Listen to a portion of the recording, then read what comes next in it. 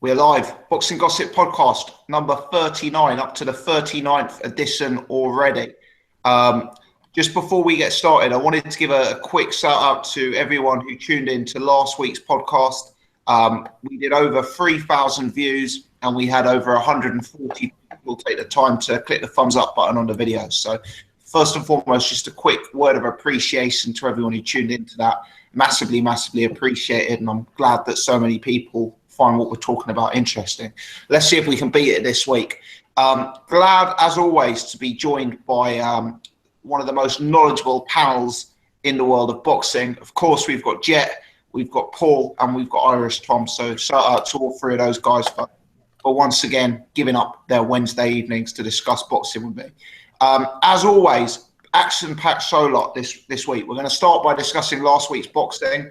Headlined, of course, by Carl Frampton versus Leo Santa Cruz and Mikey Garcia. Also discussing some of the other action from the world of boxing.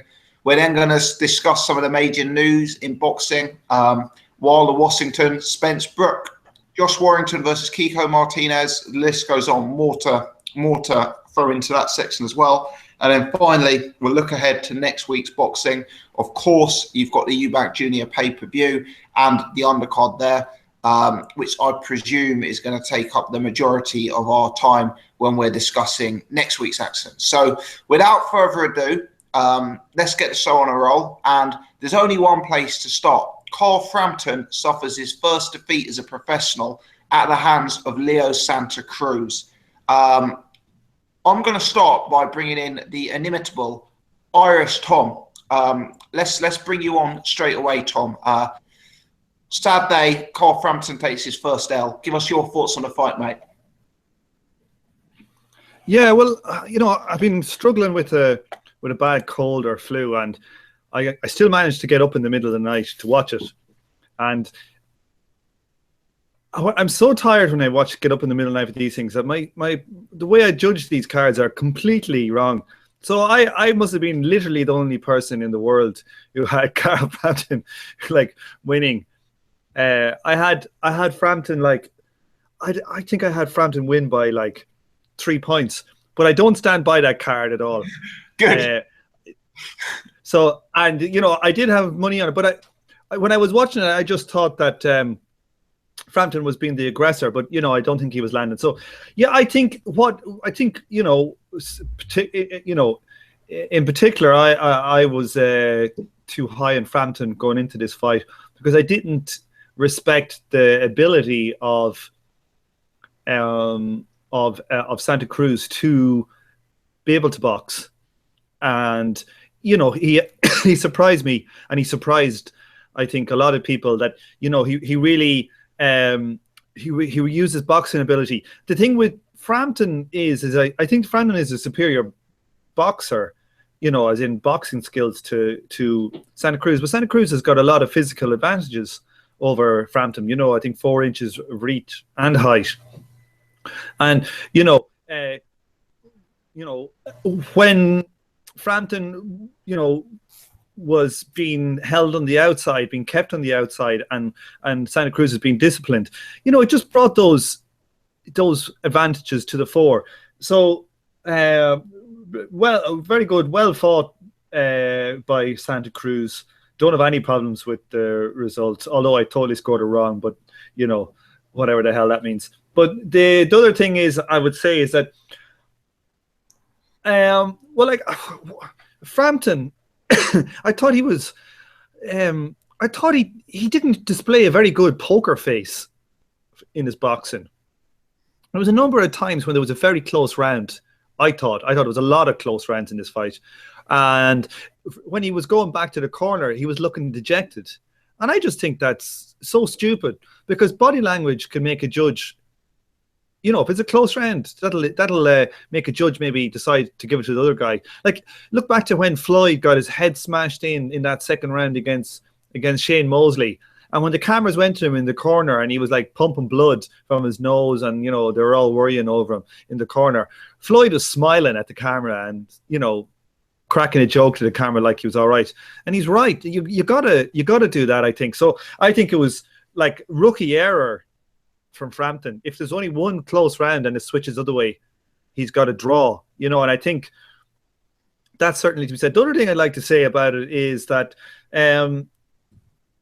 you know, we gave Shane McGuigan a lot of praise for some of the things that he's done well over the years, and I don't like to shit at a guy when he's down, but you know, I don't understand I don't know if you guys were watching the Sky commentary or not. There was one round, I think it was like 8th or the 9th round, where Frampton was pushing him back and was landing, and he was like going forward, and it was his best. To me, it was his best round in the fight.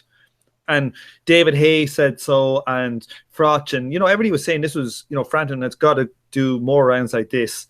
And when he went to the stool, you know, Shane McGuigan said, you lost that round. And he basically gave him instructions to go and fight an opposite way. And I just think that was plain wrong. I don't know what Shane was thinking. Like, was he thinking that what they were doing beforehand was dominating the fight? Because it wasn't. That was his most dominant round. Like, if my fighter has a dominant round and he comes back to me, I'm not going to tell him, you know, that's wrong. And I think Carl, when he heard from Shane McGuigan that he lost that round, I think it really made him like, I think it made him quite dejected. So I think that was poor corner work for that. So yeah, I have to say that I think that was poor corner work. I don't know what anybody else thinks. Yeah, no. Even after the fight, Shane McGuigan persisted with saying that Cole needed to box from the outside and just use his feet better. And you know, for me, it was quite clear what you said earlier, that Leo Santa Cruz had huge physical advantages and he used them well. And for me, Frampton needed to mix it up a lot more. And he was actually most effective when he was on the front foot and when he was putting the pressure on, as opposed to, you know, the back foot outside boxing game. So no, I hear your point there. Tom, I guess following on from this, to two further brief questions for myself. Firstly is the obvious question: will there be a trilogy? Secondly, Carl said in the past that his main goal and desire is to be a freeweight world champion. I've got to say, looking at the way Leo used his physical advantages there, I can't see Carl being as successful a weight class above, where those advantages are going to be even more pronounced. So just before we move on to one of the other guys, what are your thoughts on those two questions?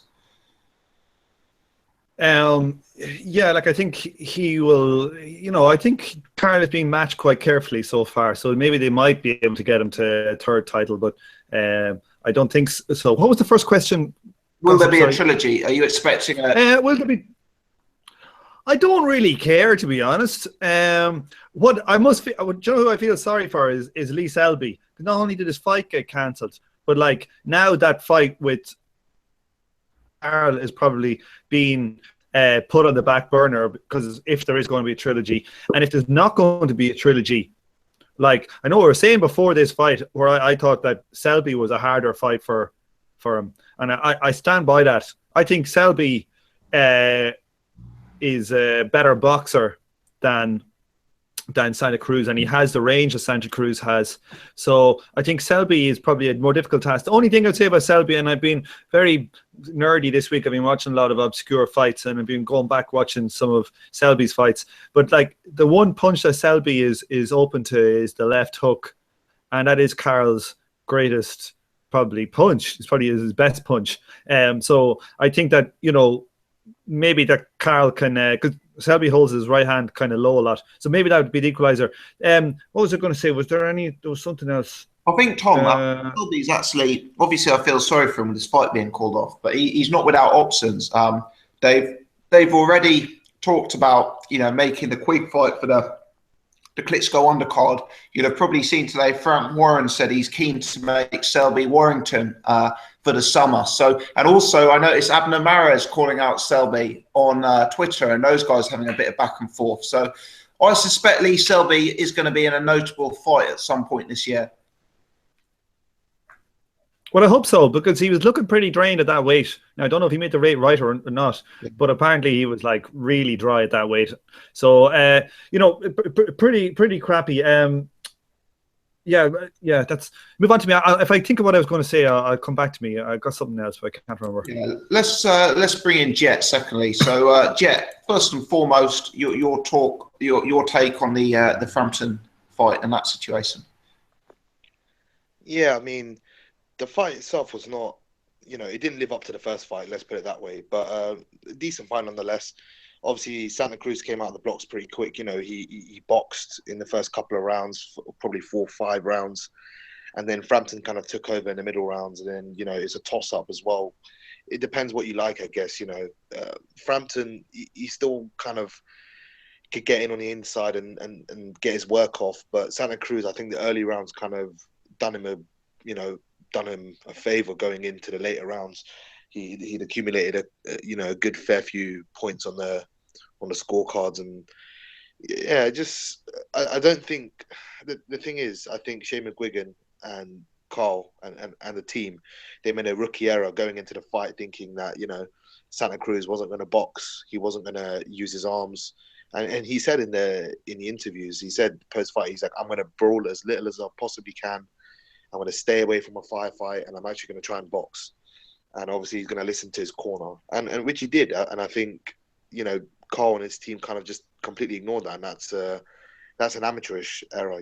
If you're going into a world title fight with a very skilled guy in Santa Cruz, which he is, he's a 3-weight world champion, and he's not for nothing. Obviously, he must have some skill to win those belts. So I think that was really poor sort of teamwork and corner work from McGuigan. I think what you guys were talking about earlier as well, what he was doing in the corner during the fight as well as before the fight was pretty poor. So obviously he's still young. You make mistakes in the corner. I think every cornerman makes mistakes, but it was poor from a guy that's normally he's a talented trainer.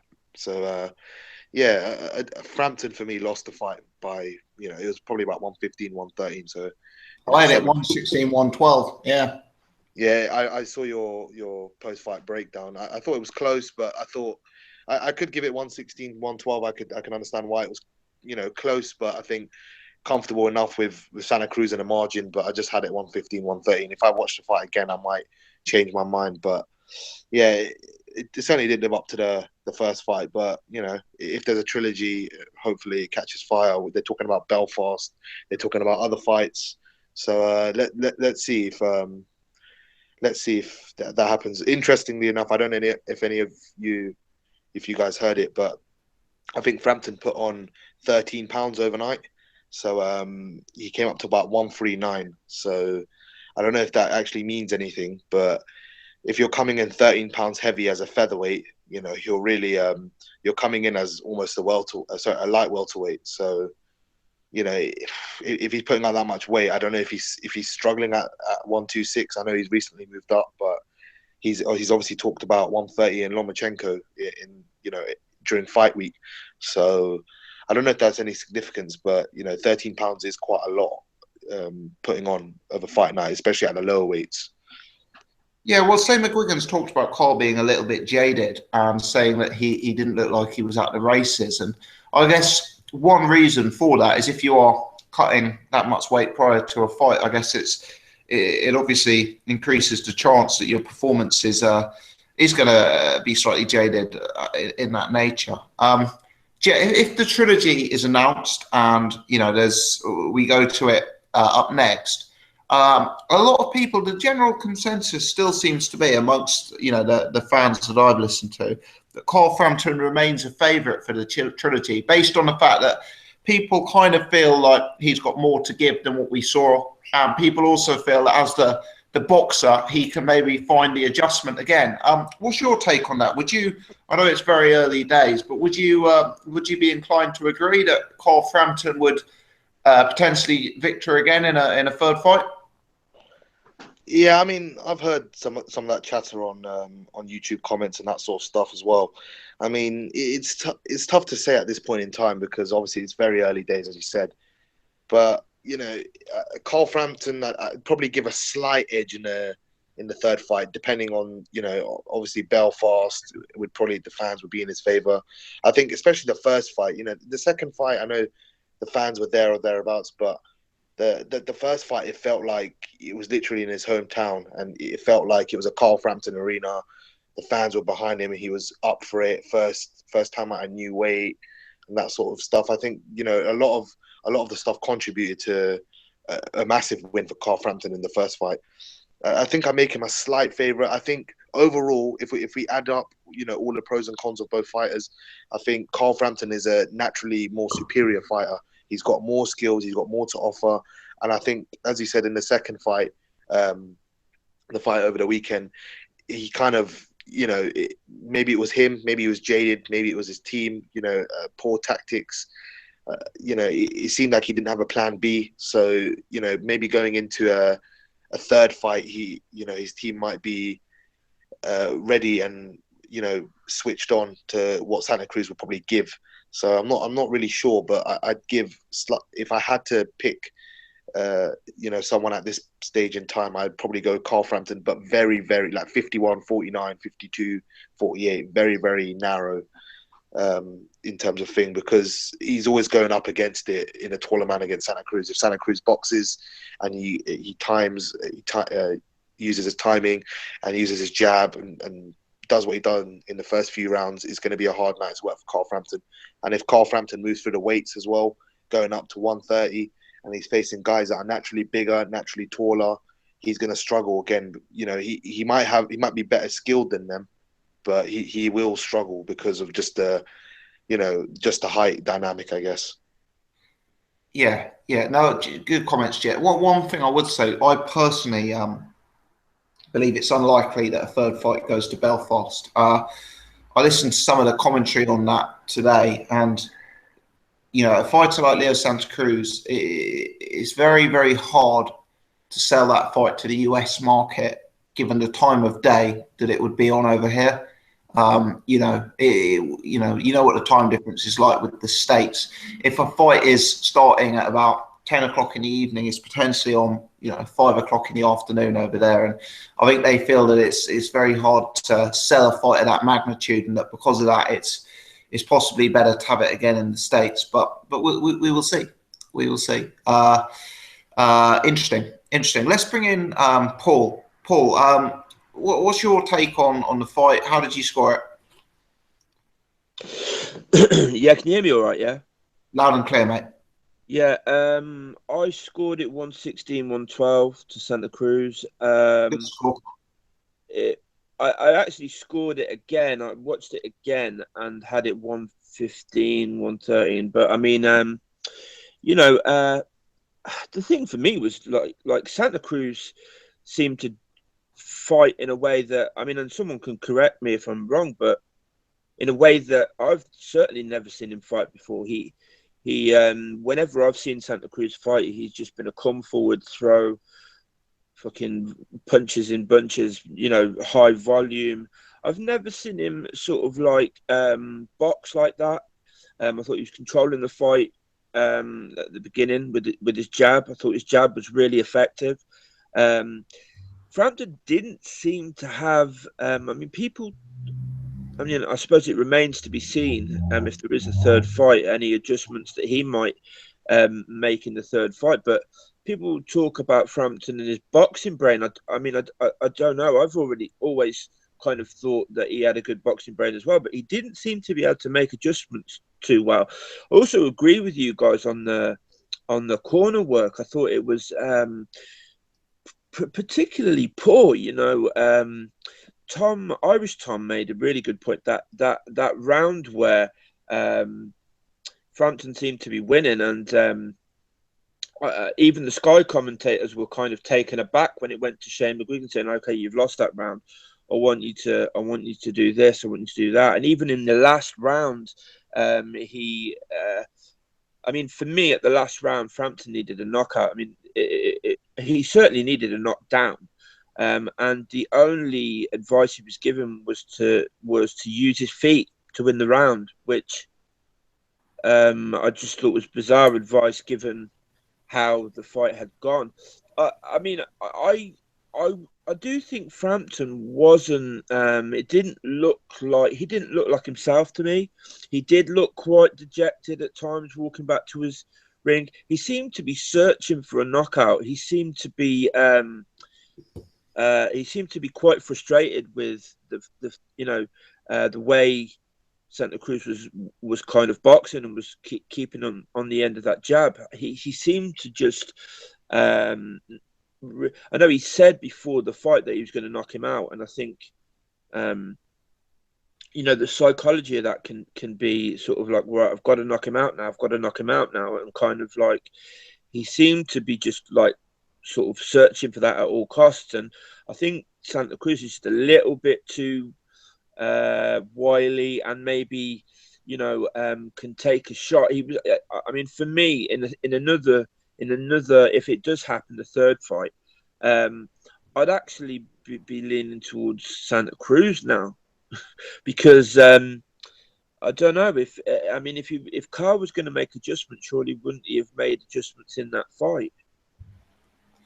Yeah, Paul, on this, interesting. Yeah, I think it wasn't the Carl Frampton we saw in the first fight. Whether that's because Carl Frampton was weight drained and wasn't himself, like Shane McGuigan has suggested, or whether it's more of a case that Leo Santa Cruz's tactics made it more difficult for him, is interesting. On this corner work, Paul, a lot of the commentators, when I was listening, seemed to think that was McGuigan's way of trying to motivate Frampton, trying to stop him from resting on his laurels, that sort of thing. What do you reckon on that? Do you reckon that it's telling a fighter he's lost a round is maybe in a sense trying to drive him to put in a bigger effort next round, or do you think psychologically that's more getting him down and getting his head to drop, like Iris Tom was suggesting? I completely agree with Tom on it. I mean, because not only did he tell him he'd lost a round, but he was giving him instructions to change what he was doing. And for me, that was one of the rounds that I actually gave to Carl, and where he seemed to be having a bit of success and stuff. And so I just thought that was kind of a bit bizarre. And I mean, the other thing that was a bit bizarre was David Hay sort of like saying, Leo Santa Cruz would have it in a phone box if he could, and Carl Frampton needed to fight at range. And I was like, no, it's got to be the other way around, surely. I mean, it was just bizarre from David Hay. I don't think he really thought what he was saying through, to be honest. But I mean, the other thing I wanted to say was I can't see it being in Belfast. If like the sort of premium, not premium, but the sort of prime moment for a fight to come to Belfast surely would have been this fight, where Carl's holding the titles and clearly Leo wanted them back. If they were gonna be able to negotiate a fight coming over here, you would assume that would be the time to do it. A third fight in which Santa Cruz is the champion and has more options and doesn't really need the third fight in the way he needed the second fight, I would say, is even less likely for it to come here. So I also agree with you guys. I don't think it will be here. I think if it happens, it'll be out there again, perhaps Vegas or perhaps LA again. The other thing I wanted to make a point, I don't know if it was Jeff. Jet said something about Frampton having an advantage last time because it was his first time at a new weight. I would say that would be a disadvantage more than anything else. I would have thought this time if anything, he should have had an advantage this time over last time because he'd have had more time to settle into that weight.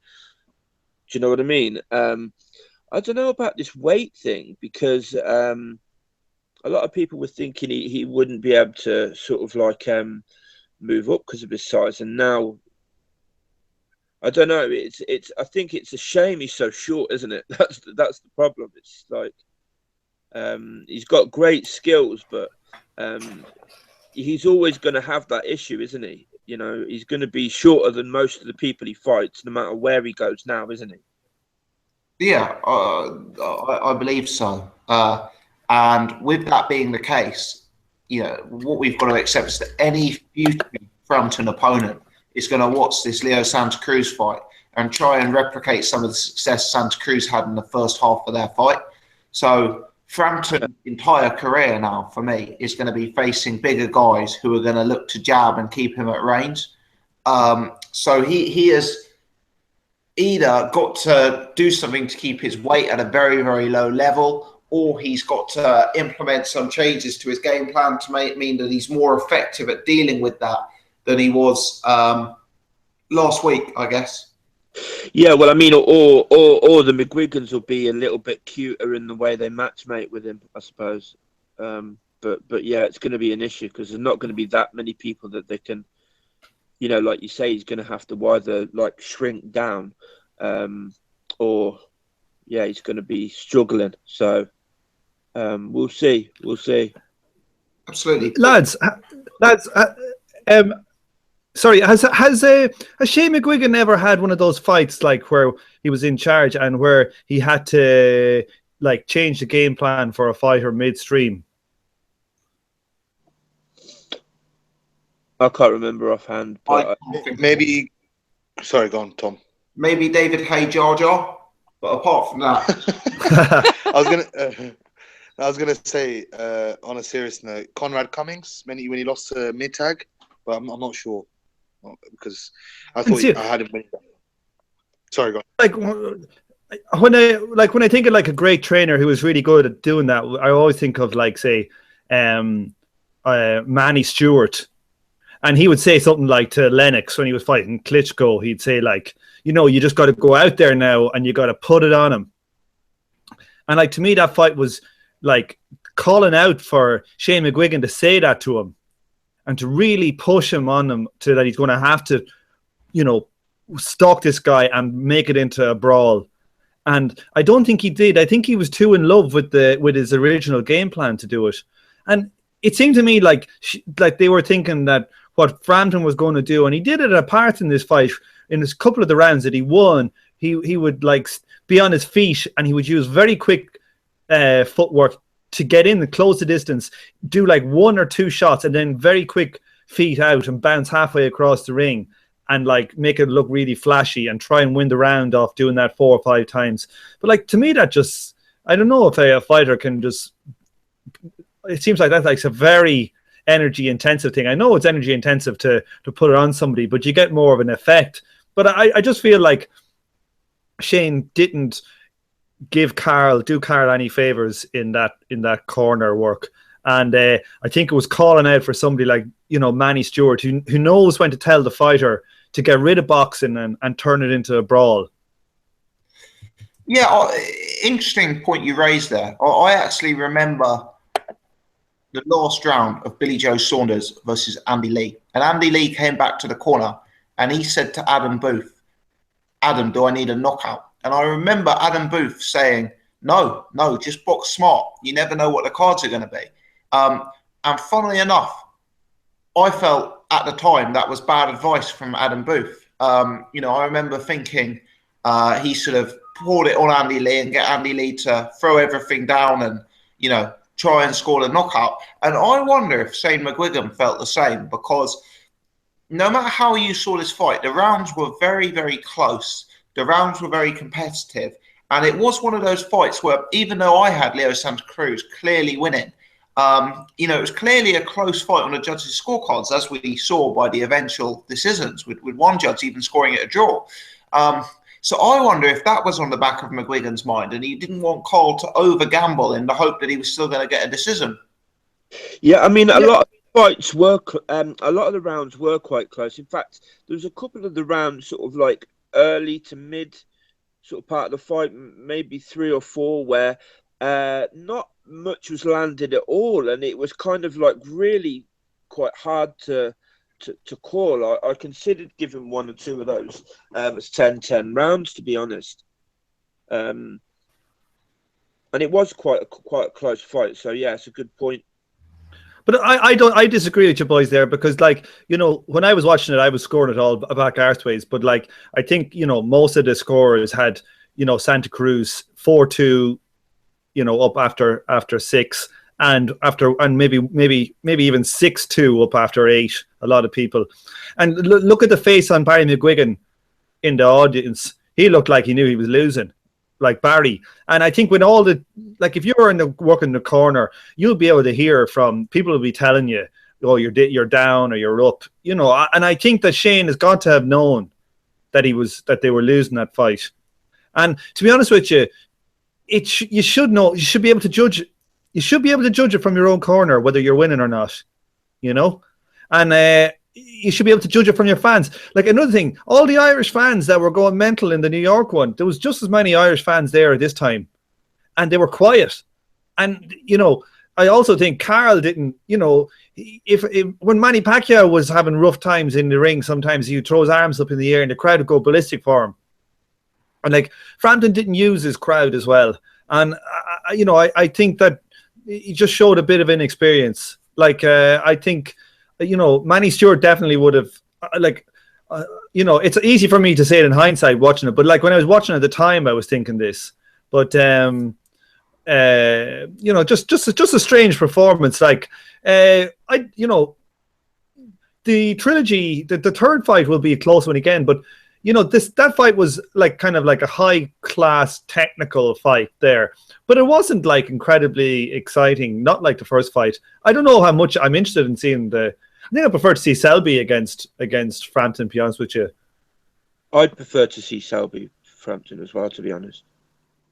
I don't think that Frampton Selby will ever be made, though. I think Barry McGuigan will keep him right away. Do you think so? You think they'll handle him like that? Interesting.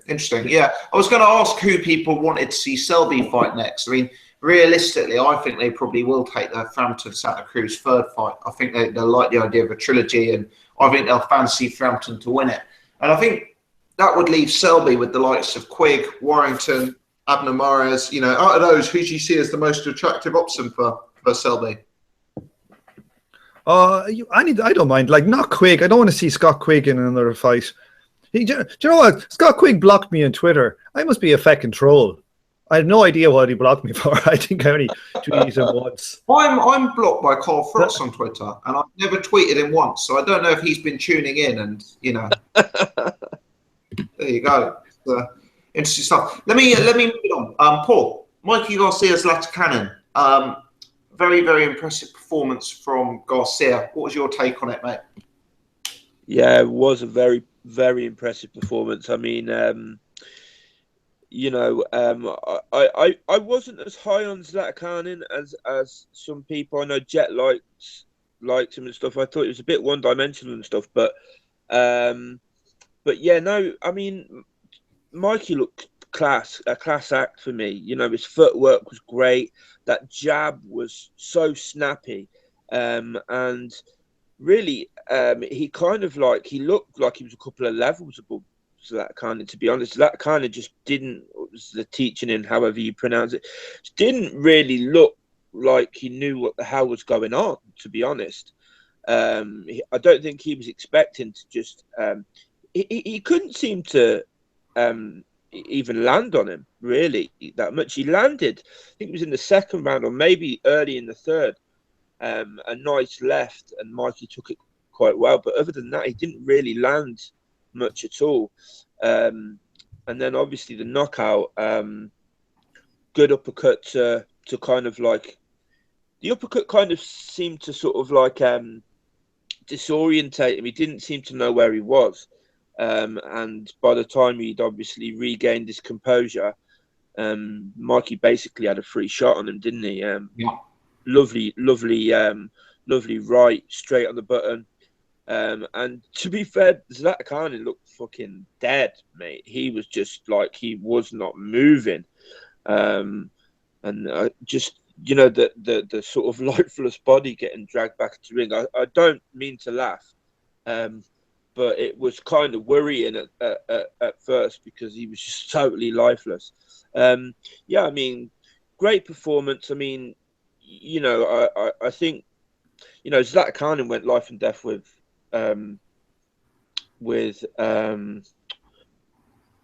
Scottish guy. God almighty. Yeah.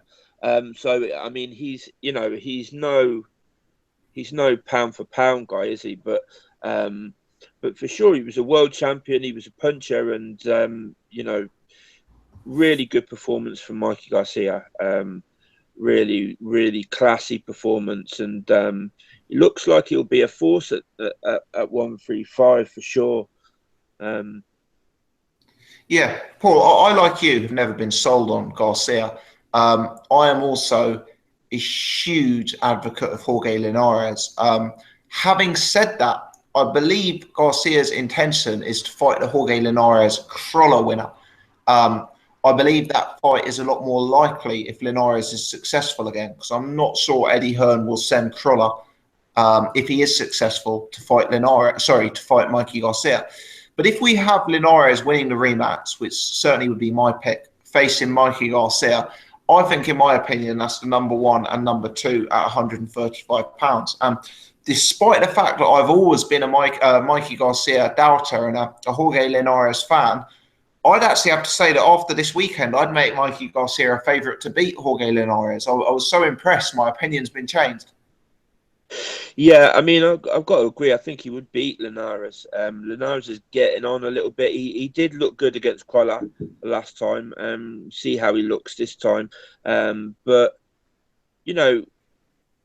Garcia did, and he'd been out for a while as well, hadn't he? He hadn't fought for a while. Already fought once. I'm not quite sure, but there's no sign of any kind of ring rust or anything like that either. I just think Garcia's just a bit too classy. He's pretty much got everything, hasn't he? He showed aspects of just about everything in those couple of rounds. I think I'd pick him to beat Linares as well. I think Linares will beat Crawler again. I don't think Crawler has really got. I don't think Crawler's really got any more than he tried to give in the first fight. I don't think he's got another gear than that. So, it's a good fight though. Linares Garcia. It's a good fight. Absolutely, yeah, real good stuff. Let's get your take on that. Firstly, your take on Garcia's fight of the weekend against Zlatikanin, who I know you were a bit of an advocate of in the past, and secondly, who you'd favour in a Linares Garcia fight at that sort of evidence. Yeah, Zlatikanin, not a bad fighter, but obviously he had his limitations. I was a fan of him, come forward, aggressive guy. I think loads of people kind of enjoy that style that, people come for the knockout, and Zlatikanin definitely does that in his fights. Garcia just thoroughly neutralized any threat from Zlatikanin. He made him look like a basic plodder, and, he looked very good. Garcia, I was quite high on back in the day, but obviously he had 2 years or 2.5 years, and he had a legal dispute with Top Rank. So, we never really got to see him, but he always says I've been in shape and that sort of stuff. So, he only had one fight against Rojas, which probably admittedly he'd say he didn't look the best in. So, he done a really good job on Zlatikanin in 3 rounds. He made him look basic. And, he's WBC world lightweight champion now. And he's probably beat a guy that Jorge Linares was probably ducking, to be honest. I think Linares kind of ducked Zlatikanin because he won the diamond belt when he was like the mandatory or something like that, and he didn't want to face him. He wanted a fight in between, and then he got the Crawler fight. So, and then he got injured in the warm up fight as well. So, I'd probably pick Garcia if him and Linares were going to face each other. I just think Garcia's a bit cuter, a bit slicker. Probably he's got a bit better footwork, and I think he's probably less vulnerable as well. I think Linares has shown, he has the tendency that he can go down. He doesn't have the best of chins. And I know, he hasn't got a terrible chin, but sometimes when the pressure's put on him, or certainly earlier on in his career, he kind of went down easy. So I could definitely see that if Garcia. Garcia's a big puncher. If he gets him, hits him on the button, I definitely think it's lights out for Jorge Linares. So yeah, Nick Garcia as a small favourite. Be a good fight though, very good fight. Interesting stuff. Do you have them as the number 1 and number 2 in the division, Jet? Yeah, definitely. I think Linares is probably number 1 on kind of resume and, you know, longevity. I think experience. Not saying Garcia's not old or anything like that. He's faced a number of quality opponents as well. But I do think just because of the inactivity and, you know, he's just recently become world champion, I'd probably put him at number 2.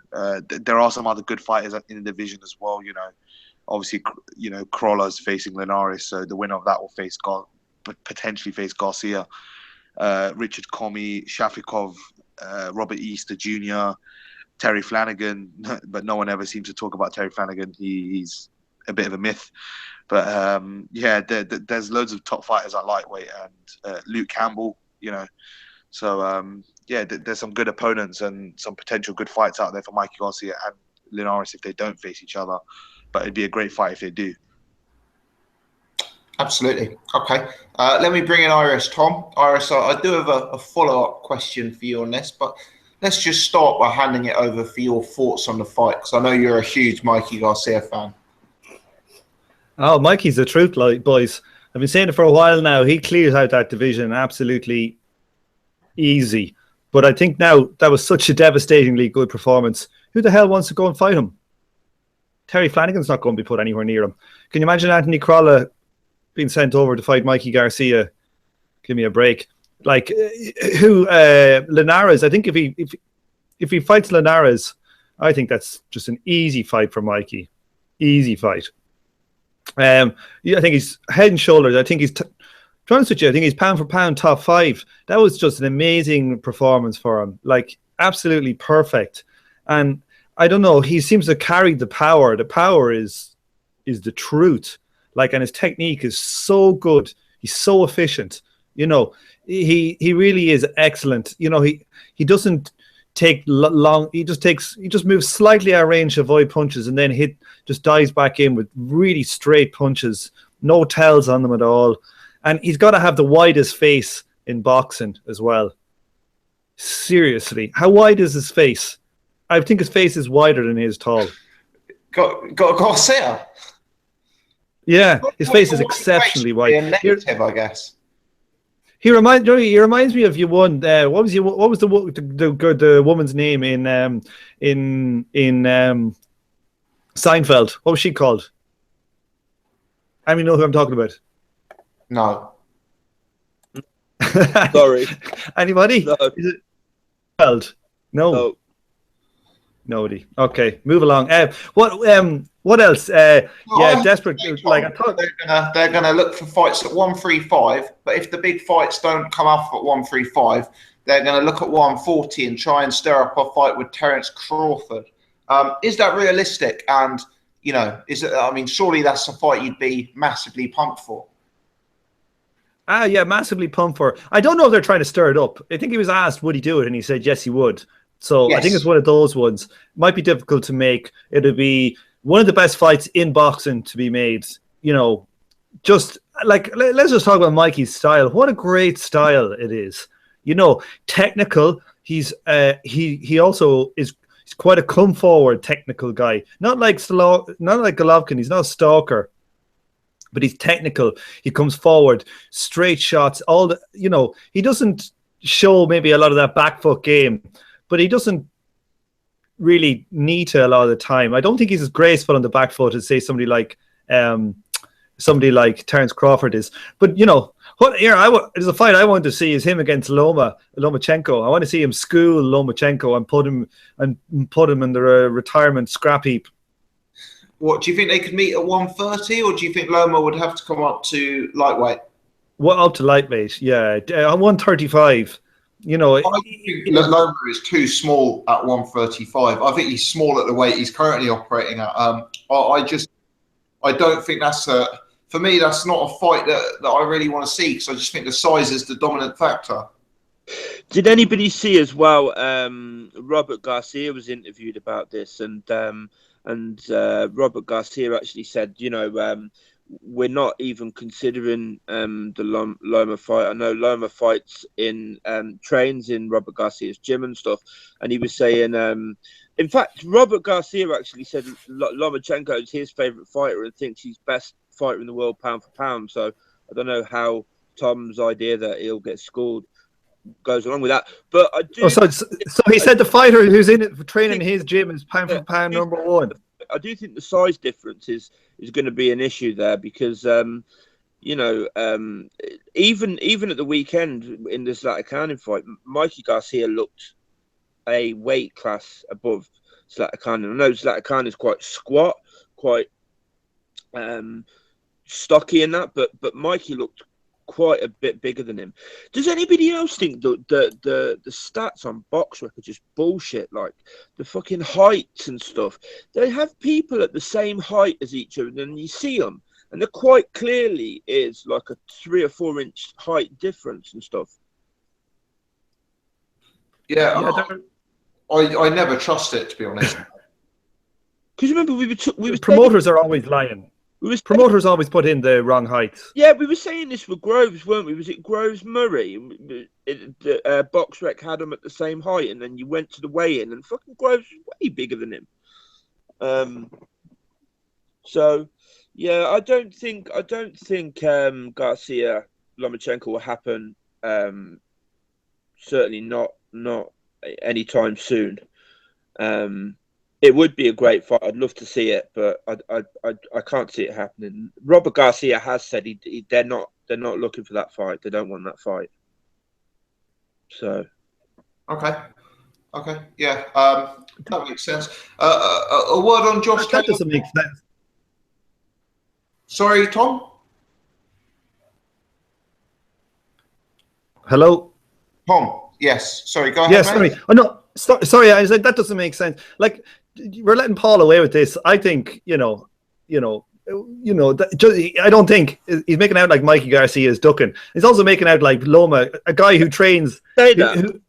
I think everybody heard what I said. I said that Robert Garcia has said that they're not looking for that fight. They get on with him. He trains in the gym, and he thinks the size difference is a factor, and that they're not looking for that fight anymore. I can send you a link to the interview. I've just stated what he said. That's all. I'm not saying he's ducking anybody. Yeah, no, it just comes across a bit like that. The other thing as well, I would say, Paul, is that like Lomo, just because a guy who has a fella training in his gym says he's pound for pound number one, doesn't mean he's telling the truth. It's like fucking. Barry Hearn saying that AJ is world pound for pound number one. I don't. So, I don't think Loma is anywhere close to between yourself and Ultra Tech. I'm going to hound the two yous for the rest of your lives over Lomachenko. You don't see, like I was talking to somebody about this the other day. If you look at Lomachenko and you don't think he's a decent fighter, then I'm sorry, you don't know shit about boxing. You shouldn't be talking about it. You really shouldn't. But there's a big difference between saying that he's shit and saying he's not pound for pound yet. Anyway, here we'll do this on Twitter, Paul. I just like slagging you about Loma. But no, I my personal perspective, I think Lomachenko is clearly very, very, very good. I actually agree with Tom that he's not a pound-for-pound top 10 fighter yet. I still do think he's got questions to answer from the Salido fight, personally, although he has put in very good performances since then. But fundamentally, we have weight classes in boxing for a reason. Lomachenko is already very small for the weight class he's operating at. Mikey Garcia is a guy talking about fighting at light welterweight. That is not a fight for me that makes sense. That's as crazy as saying Manny Pacquiao at 135, like Bob Arum was trying to make. Yeah, I mean, let me just be clear a second. I'm not saying that Lomachenko is pound for pound top 10 right now, certainly not based on resume. What I'm saying is when I look at him based on the eye test, based on sort of like what I see when I look at him. He's one of the best fighters in boxing now, and a lot of people agree with me. Of course, he's got to prove himself more before he can, before he's in that top 10 pound for pound list. That just goes without saying, because it's the only way you can really gauge it is on opposition. But so that's kind of like what I mean. So I kind of agree with that. But I just think he's one of the most exciting fighters that's coming through right now. And I think that there is going to come a time where he will be in that top pound for pound list without a shadow of a doubt. Yeah, he's certainly got the talent to get there. As I say, I still do believe he's got questions to answer from the Salido fight, but clearly he does have the talent to turn that around. I mean, I think the ref from the Salido fight has more to answer than he does. I mean, if you think about it, it was his second professional fight. Salido came in at weighing like a welterweight. I mean, I thought it was 21 pounds, but no, Irish Tom's corrected me. It was 11 pounds more. So not only is he 11 pounds more, it's like 30 fights more. But he proceeds to headbutt and punch him in the bollocks all night. I mean, and Loma still nearly fucking beat him. It was a close fight. So, I mean, like, to say he's got, I don't agree with that. I don't think he's really, I think, like, if that fight would have happened after 10 fights, I think he would have just destroyed him. And I think if it happened now, I think he'd absolutely destroy him. Possibly. Here, my logic behind it, and we will have to move on because it's we're spending a lot of time on it. But my logic behind that is, you get some of the best boxers in the world, right? You get some of the guys with the most flashy skills and best amateur pedigree. Andre Ward is an Olympic gold medalist. He's largely considered a pound-for-pound top fighter. If someone stuck it on Andre Ward and bought the fight dirty and close and stuck his head in, Andre Ward can mix that up. Andre Ward can deal with that. Andre Ward can play at that game. I appreciate Lomachenko actually put in not a bad performance there, but I personally would like to see a rematch with Salido, and I'd like to see him right that wrong for me. Oh yeah, definitely. Yeah, there you go. Jet, let's bring you back in quickly, mate. A word on Josh Taylor, please, and also if you wanted to discuss anything else from the other boxing cards before we move on to the news. Yeah, Taylor obviously on undercard. He started off the bill. And who was the opponent? Alfonso Olvera. Correct. Yeah. Yeah. So yeah, he didn't perform terribly, I guess, but it was kind of. I think he'd say he probably disappointed more than anything. He kind of loaded up on his punches a bit too much, and I think the occasion definitely got to him. So yeah, I mean, it's definitely a learning fight. He's gone the distance, so he's got more rounds under his belt. Or maybe it's probably a slight come down from his big win against Dave Ryan, winning the Commonwealth belt. But nonetheless, it's another win, another sort of victory on his way to world title, contendership, I guess. And I wouldn't be surprised if he wins a world title. He looks fantastic.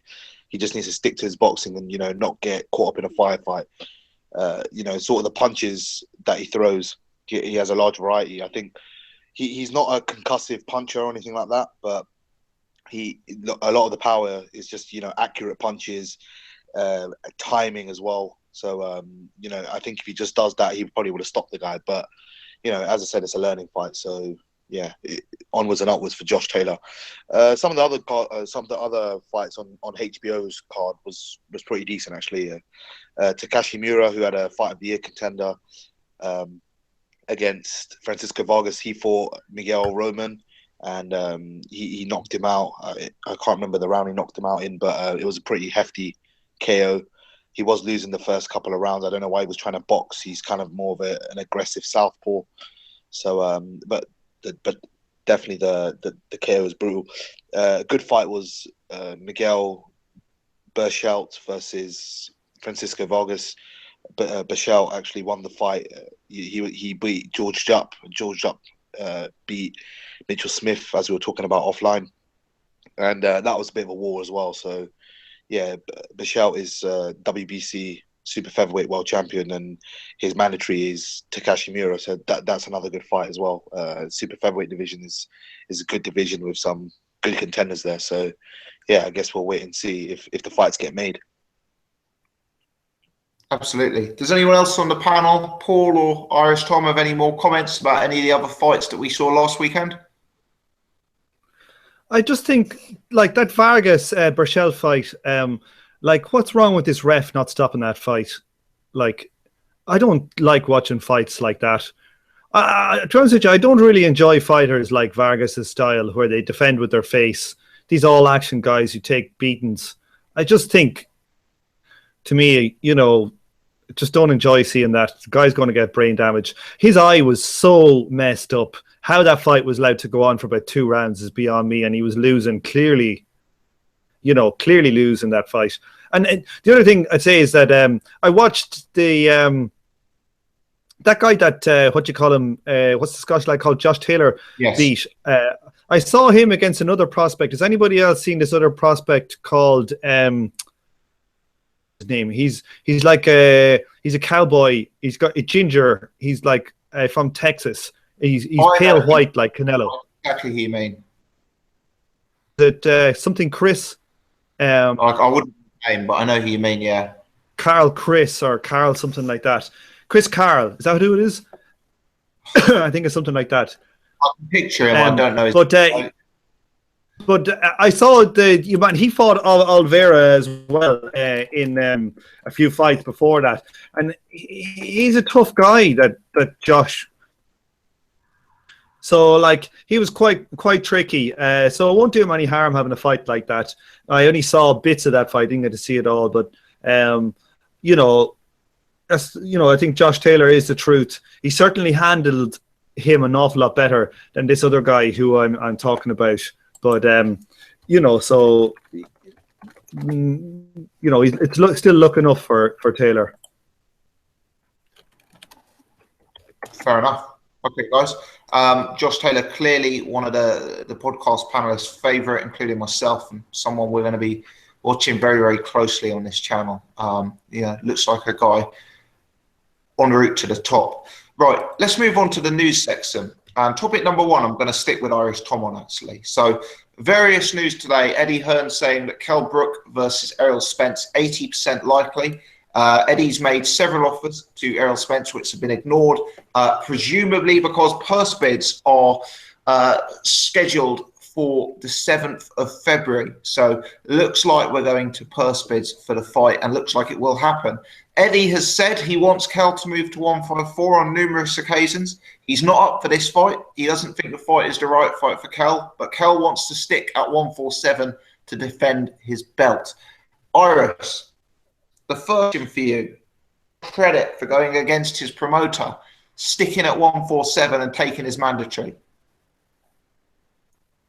Yeah, absolutely. Kell will get all the credit if this fight is made. Eddie Hearn gets negative credit because he tried to stop this fight. It's a great fight. And if Kell takes it, fair play to him. You know, and people should remember as well that, like, fighters are in charge. Promoters can't tell them, especially when you're a big name.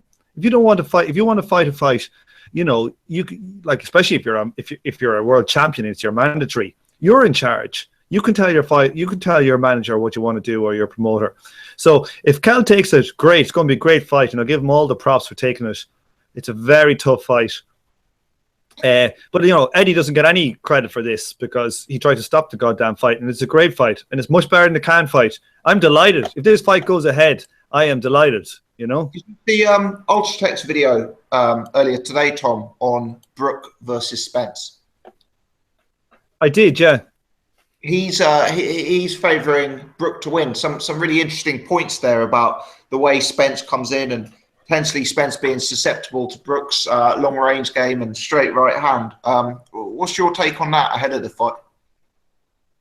You know, I'll have to do a bit more research on it, but I think that, you know, there's a lot of ifs in Ultratech's analysis. You know, there's if Kell can make the weight well, and if he's not too much damage, and if he can take the jab away from Errol Spence. You know, there's a lot of ifs going on. And I think that, you know, personally, you know, I do see what he's saying, you know, because Kell is a technician. So he'll have the ability to take it away if Errol Spence is sloppy on the way in. But, you know, I think that, you know, sometimes, like, I think someone like Errol Spence, you know, he's kind of like a force of nature so far, that even if he is getting caught with those 1-2s on the way in, just like kind of Golovkin gets caught sometimes, I feel he has it in him to just ride it and then just overpower somebody. And I think it's going to be very tough for Kell, because Kell normally is a big 147 guy. If anything, Spence is going to be bigger than him. And I'd like to see the reach stats. I haven't seen them. But I'm going with Spence in this fight. But I think it's a very close fight. I like it's, to be honest with you, I don't think it's very, I think it'll be quite obvious after 4 or 5 rounds who's going to win this fight. You know, I think we'll know whether Kell is able to box him or not. And if Kell's able to box him, I think he might just be quite a lot better of a boxer than Spence. I'm not so assured of how much of a boxer Errol Spence is versus how much just of a general athlete he is at the weight. But, you know, Errol was going in and apparently beat up Floyd in sparring, you know, got sent home. And, you know, if he's given Floyd problems in sparring, you know, Kell is no Floyd. Absolutely. No. Errol Spence, supremely highly rated. Certainly. Tom, just a quick word on the betting. Obviously, very, very early stages. Kell Brook has opened as an 8-13 favourite. Errol Spence 5-4 against. I presume at those odds, 5-4 appeals. Yeah, like I'm surprised. I'm surprised he's that big a favourite. 8-13 is that's a big favourite.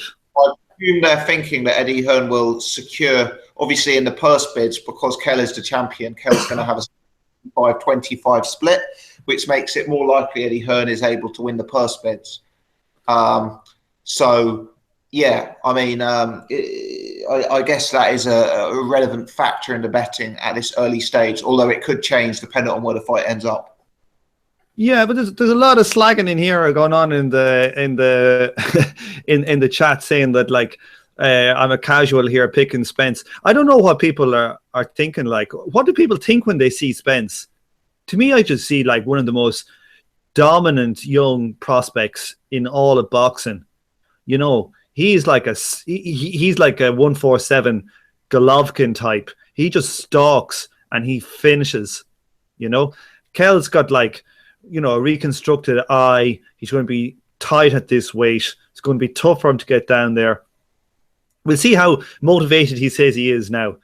Wait till you hear what he'll say. He'll say now, "Oh, I'm super motivated for this, defending my belt." You know, being the opposite of what he said earlier. But I just think that there's a lot of things going in Errol Spence's favor. And if he's given people like Floyd grief in the gym, you know, why do we think that he won't be able to give it to Kell?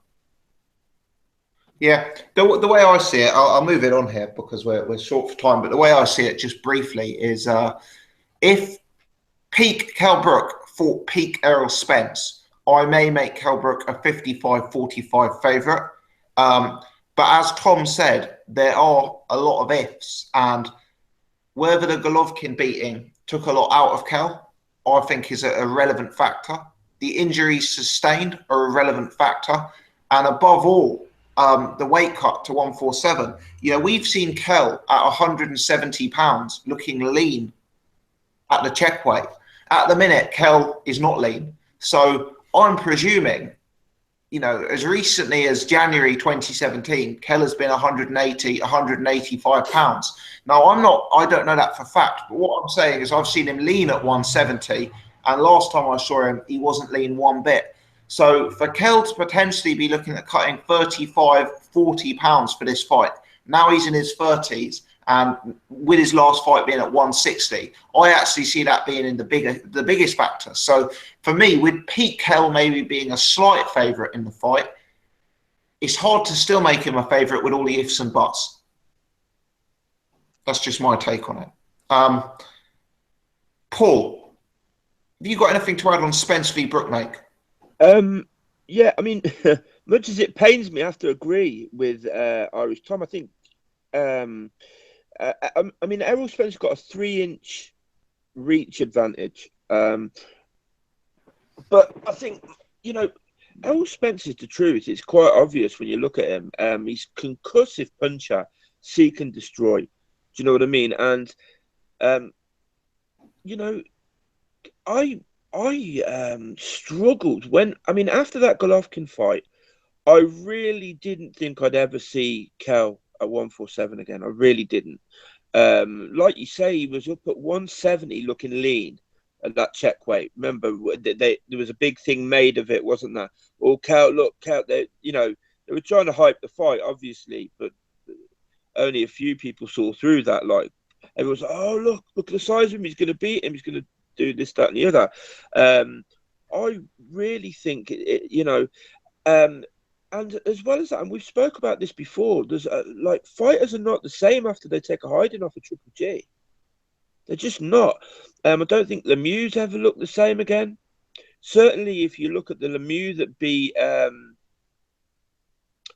Hassandam, and then the Lemieux since Triple G, something's gone from him. He's not the same fighter. I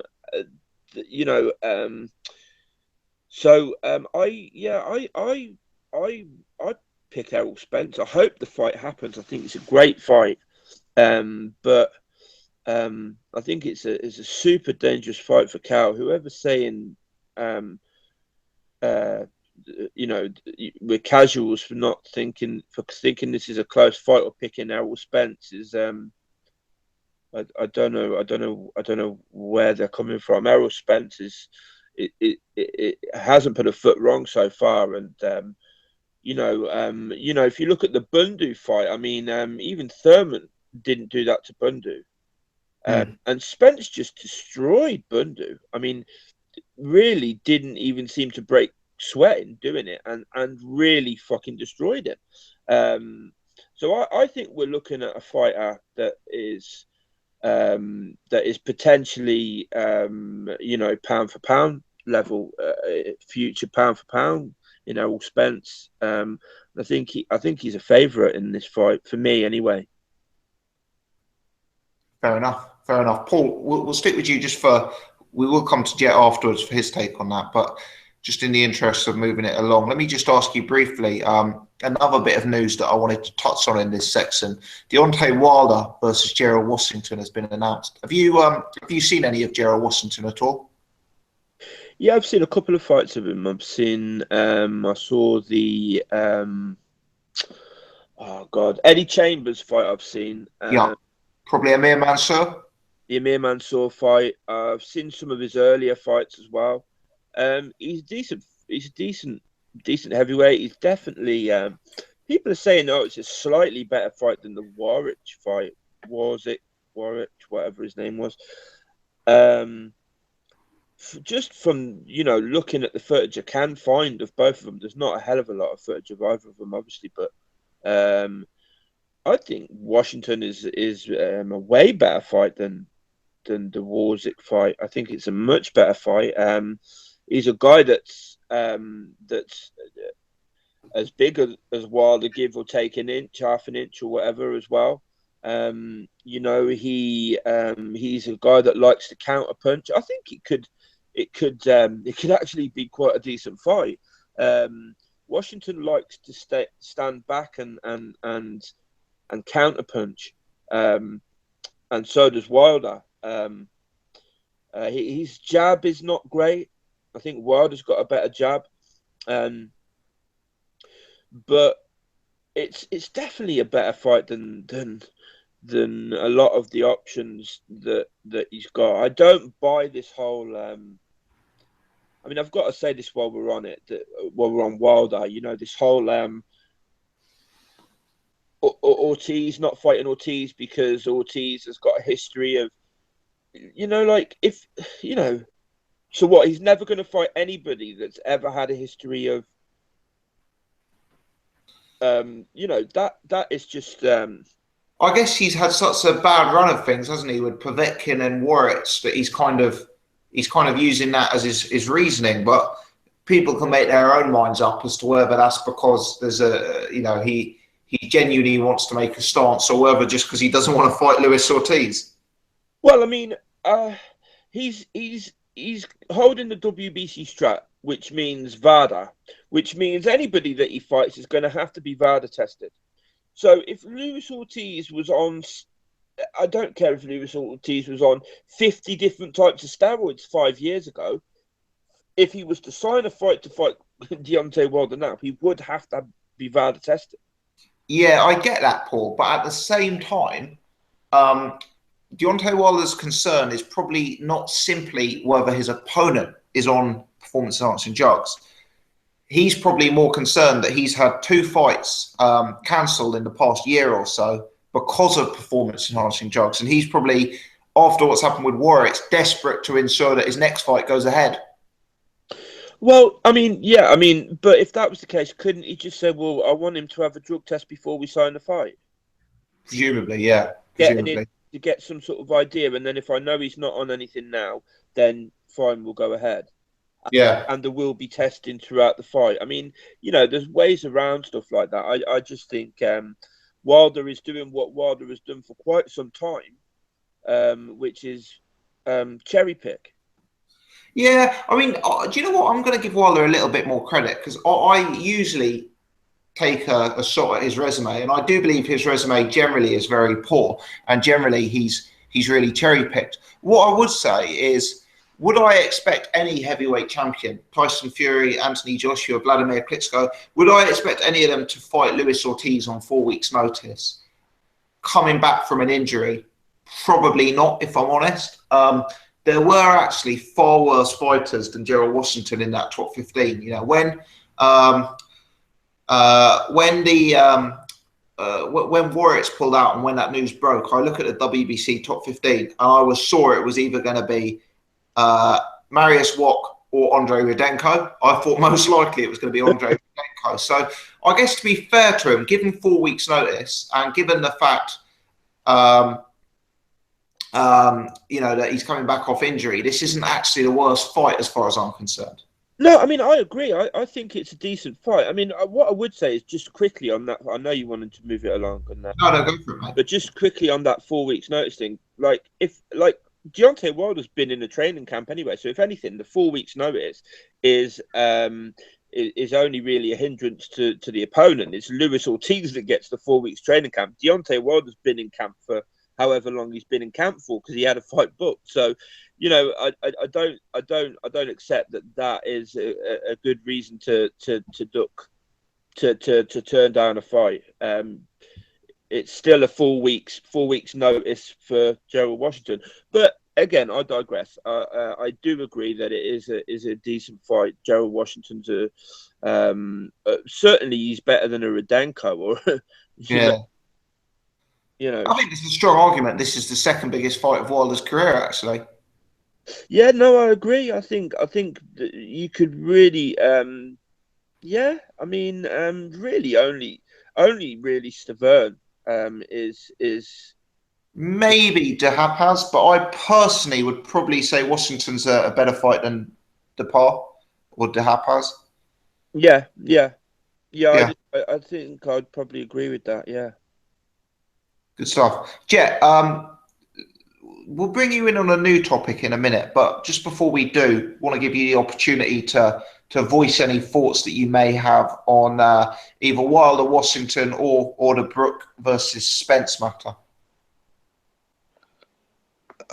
I'll be honest, I haven't really got much to say. Pretty much everything's been said, so I know you want to move it along fairly swiftly and talk about the mega pay-per-view this weekend. So let's I'll keep quiet on that. let's bring you in then on another topic as our lower weight classes correspondent. I've actually got two that we can rattle through. Firstly, a lot of chat today about Warrington versus Kiko Martinez. I don't believe the fight's been formally announced. I might have got that wrong, but I don't believe it has. But certainly looks like it's looming next. Firstly, got to be a better fight than the initial opponent. Having said that, Kiko Martinez, I've always thought of as a bantamweight. So whether I want to see him at this stage of his career at featherweight is questionable. Having said that, it's a bigger name, it's a bigger profile fight, and it is a better opponent. So that was the first thing I wanted to get your impression of, that as a fight. And also, is it slightly concerning that Frank Warren already in his new schedule has announced one particular fight, and for whatever reason, that fight is already not happening, a headline fight? Yeah, certainly. In regards to the fight, Warrington versus Kiko, I mean, look, Kiko's racked up the losses. He's racked up a load of L's recently. Leo Santa Cruz, that was a war. I know they threw over 1,000 punches in that in 5 rounds when he got KO'd.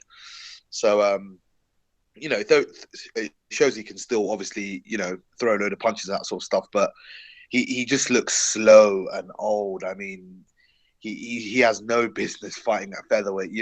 If you think Carl Frampton is a small featherweight, consider Kiko Martinez is tiny at featherweight.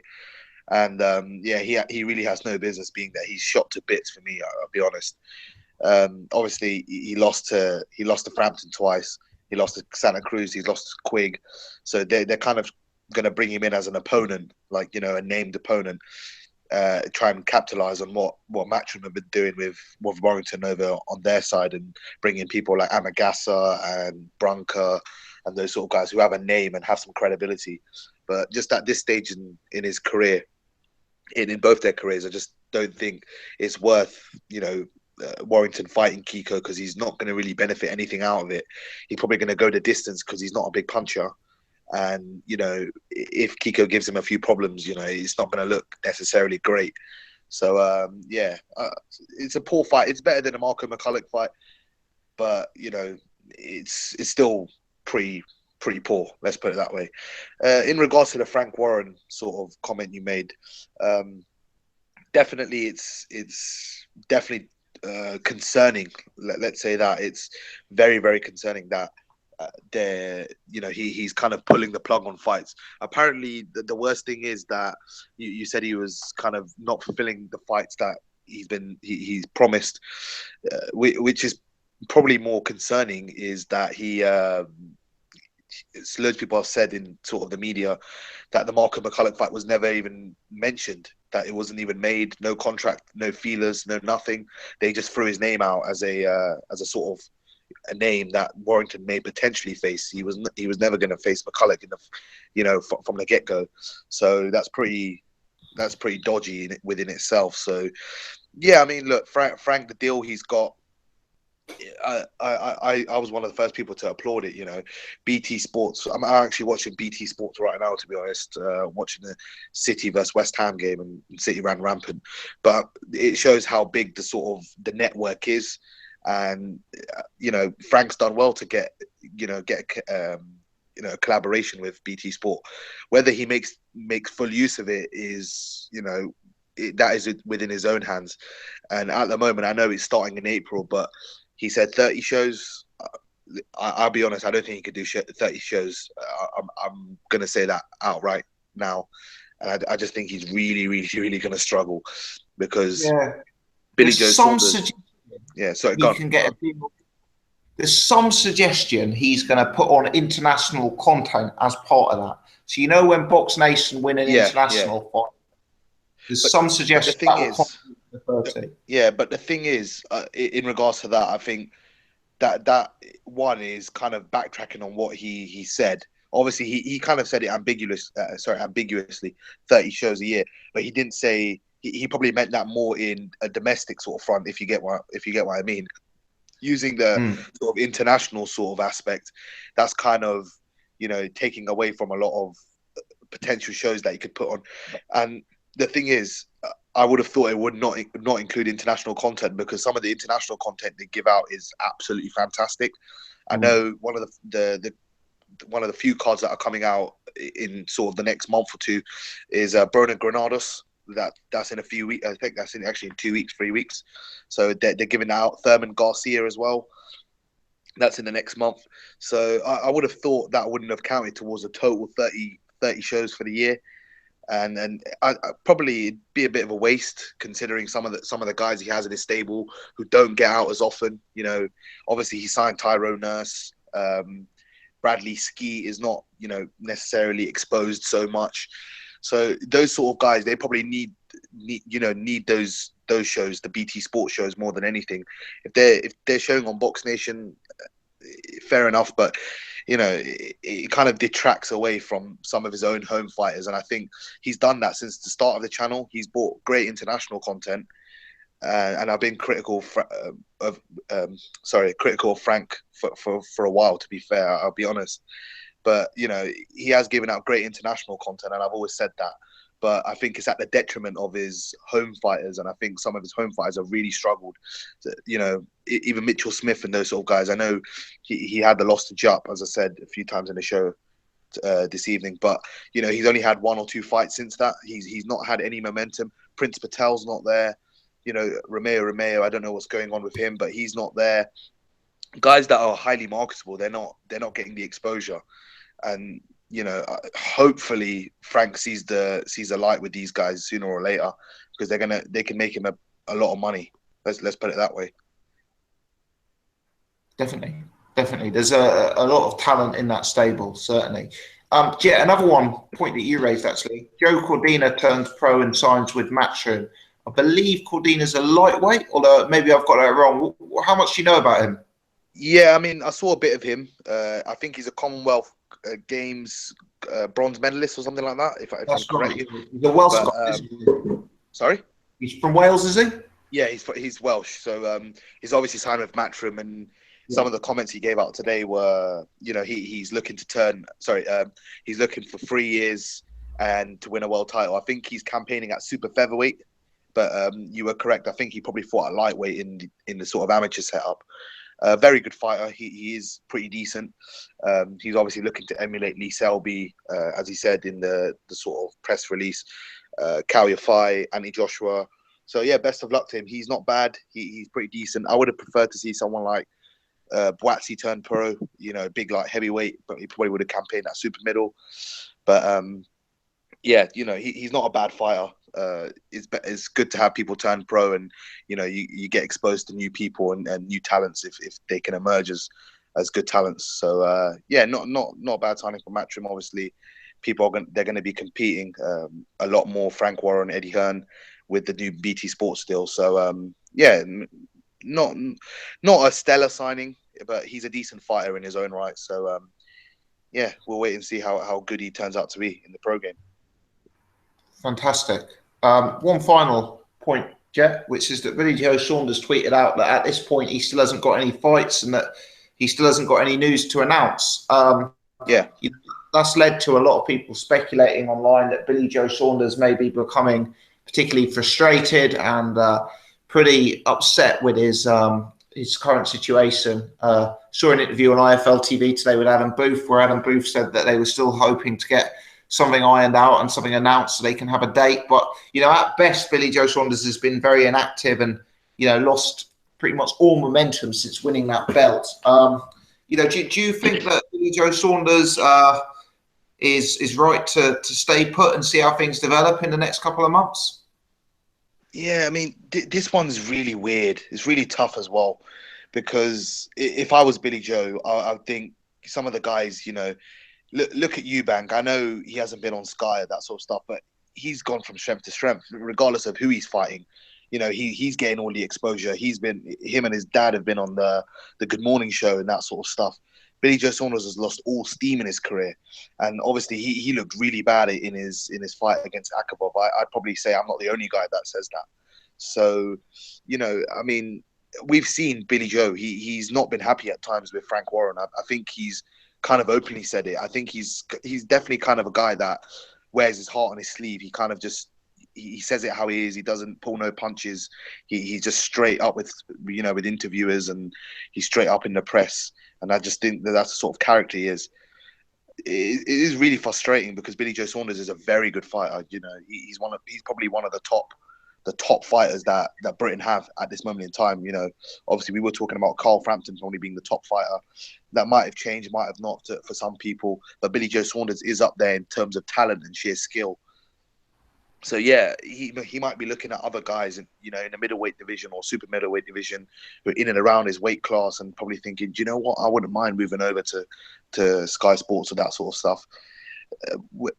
Then again, that being said, he's been very loyal to Frank. I think Frank's been very loyal to him. But yeah. I think, sort of when it comes down to, it's not personal. I think the phrase here suits perfectly. It's not personal. It's just business. And I think maybe he might be thinking that in the back of his mind. Whether or not it's the right decision, that's totally down to him and his team. Obviously, he's found a new trainer. He broke up with Jimmy Tibbs, his long-term trainer. And, it's tough. I mean, obviously, he's getting used to a new gym, a new trainer. And he's probably thinking maybe it's time for a change, regardless of how, he obviously got a world title because of Frank, but he's probably thinking, James DeGale moved on and won a world title. Tony Bellew moved on and won a world title. Frankie Gavin got a world title shot, even though he moved on, even though he's not fulfilled his potential. George Groves has moved on from Frank and got multiple world title shots. So he might be thinking that as well. But yeah, he just needs to get active because he is one of the top fighters in the UK. He's a fantastic fighter when he's on form, but he's just lost all momentum in his career, and it's pretty sad to see, to be honest. It is. It would be an absolute disaster for Frank if Billy Joe were to go elsewhere. I know there's a lot of mutual loyalty there. Obviously, Billy Joe signed with Frank as a pro. Billy Joe's commented on numerous occasions that Frank's looked after him financially, even when Billy Joe's been fighting in small halls and leisure centres and that sort of thing. So, hopefully for the sake of Frank, Billy Joe stays because he's got the potential to be their marquee fighter as far as I'm concerned. But yeah, something has to change to get him out there. Now, one thing I did want to comment on briefly from Adam Booth's interview today is Booth was talking about big fights at 160 and 168 pounds. Let me say, as one of Billy Joe Saunders' biggest fans, I hope we never see him at 168 pounds. Goodness. Billy Joe is I'd be more inclined to look at 154 than 168, Mate, he's very small. Sorry. You go, Jack, yeah. No, I mean, look, he's got a good chin, but mate, that guy, he's a pretty small middleweight. Let's put it that way. I always think if he was in shape properly and he was taking it seriously, he'd be a 154 fighter. And that's my personal opinion. I just don't think he's a 160 fighter. He allows that 160. He allows those couple of pounds because he can eat the junk food that he wants. He can go out on the piss, and he could do what he wants kind of in his own time. And then when he wants to train, he'll train. So 168 is, I mean, Eubank going up to 168 may be a bit understandable. He was a bigger middleweight, regardless of whether he's big at super middle. That's a different story. But Billy Joe is asking for a death wish if he goes up to 168. And I said, and also what you said about him being Frank's probably biggest fighter, I think you're spot on with that as well, because people like Terry Flanagan and that sort of stuff, he hasn't been pushing someone like a Terry Flanagan as the face of Box Nation or a massive sort of marquee guy that is in his stable, even though he's a world champion. He's probably been pushing someone more like Liam Williams, if I'll be honest.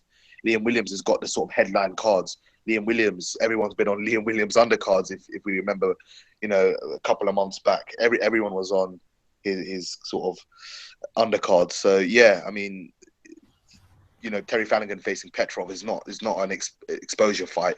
So yeah, he needs to do all he can to get Billy Joe out quickly. And his mandatory actually has been coming up. Kurtzide, I think he's a Belarusian guy. I'm not sure if I'm correct on that, but he's an Eastern European guy. WBO have ordered purse bids. So yeah, Billy Joe has to agree with that. Otherwise, he gets stripped.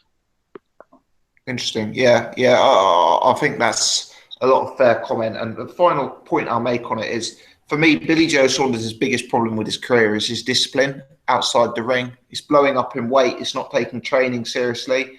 And if he ever moved to 168 pounds, for me, that would be, avoiding that problem and, not tackling that problem head on, which is what I believe he needs to do in order to make a success of his career.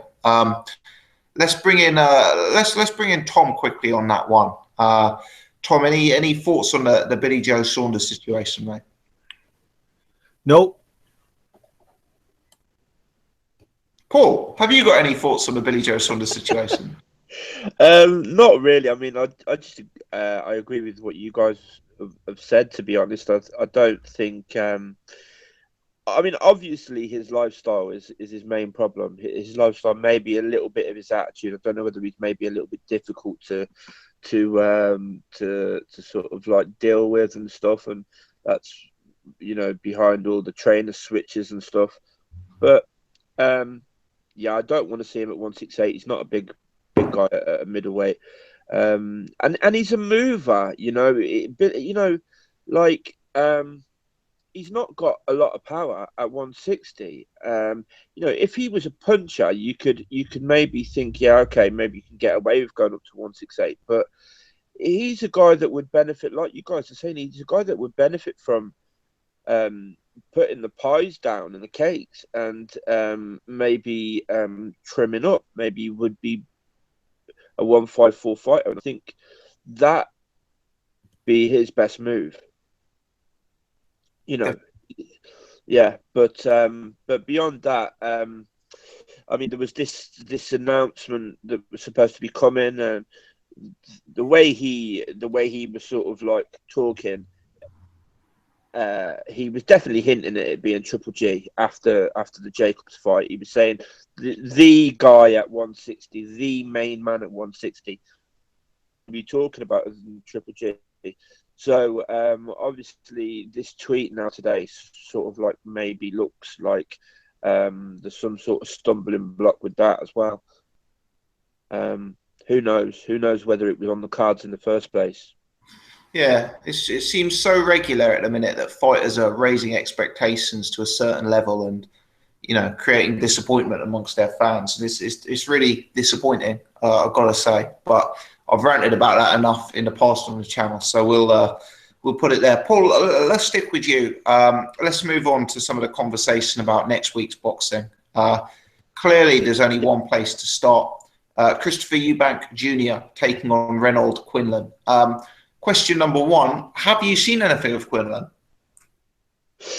Yeah, well, I couldn't find any footage of the Daniel Gill fight that was really particularly viewable. There was some clips of clearly somebody in the audience had taken, and you couldn't really make much out. But there's a couple of other of his fights on.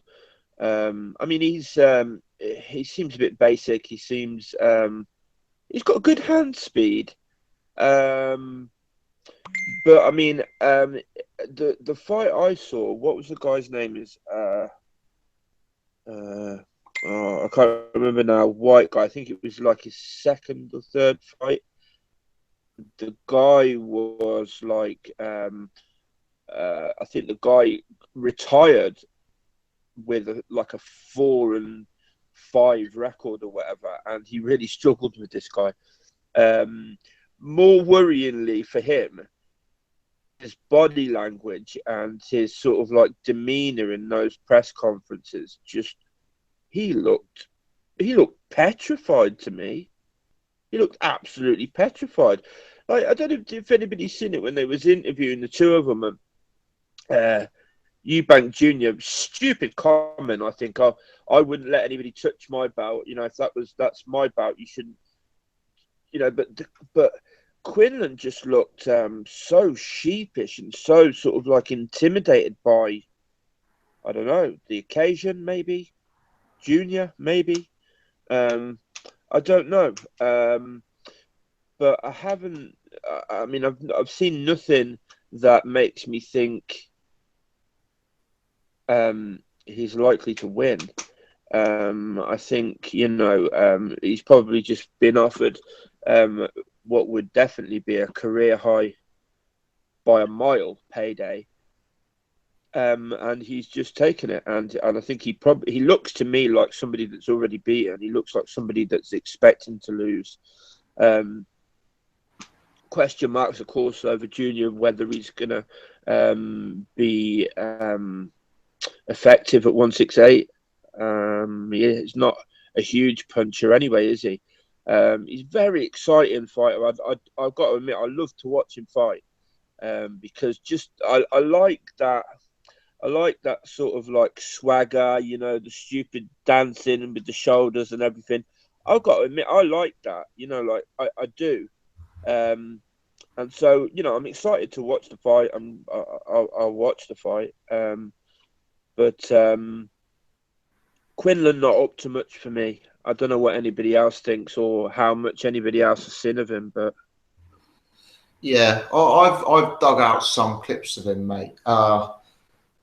The guy for me is a level below Chris Eubank Jr. I've said on the channel several times I'm skeptical of Eubank Jr. at 168 pounds. But I don't believe that will necessarily be relevant in this matchup because I think the gap between the two is so vast. I suspect Eubank will dance and do the shoulders, as you were saying, for the first 2 and 3 rounds. He's not going to want to blow this guy out in 10 seconds. Not that he's the biggest puncher anyway, but he's probably going to box from range like he did with Tom Doran. I think after the first few rounds, he'll pour it on. And when he does that, I suspect he will get Quinlan out of there in a round or two. Quinlan may be very tough. We'll see. But I've looked at some of his fights.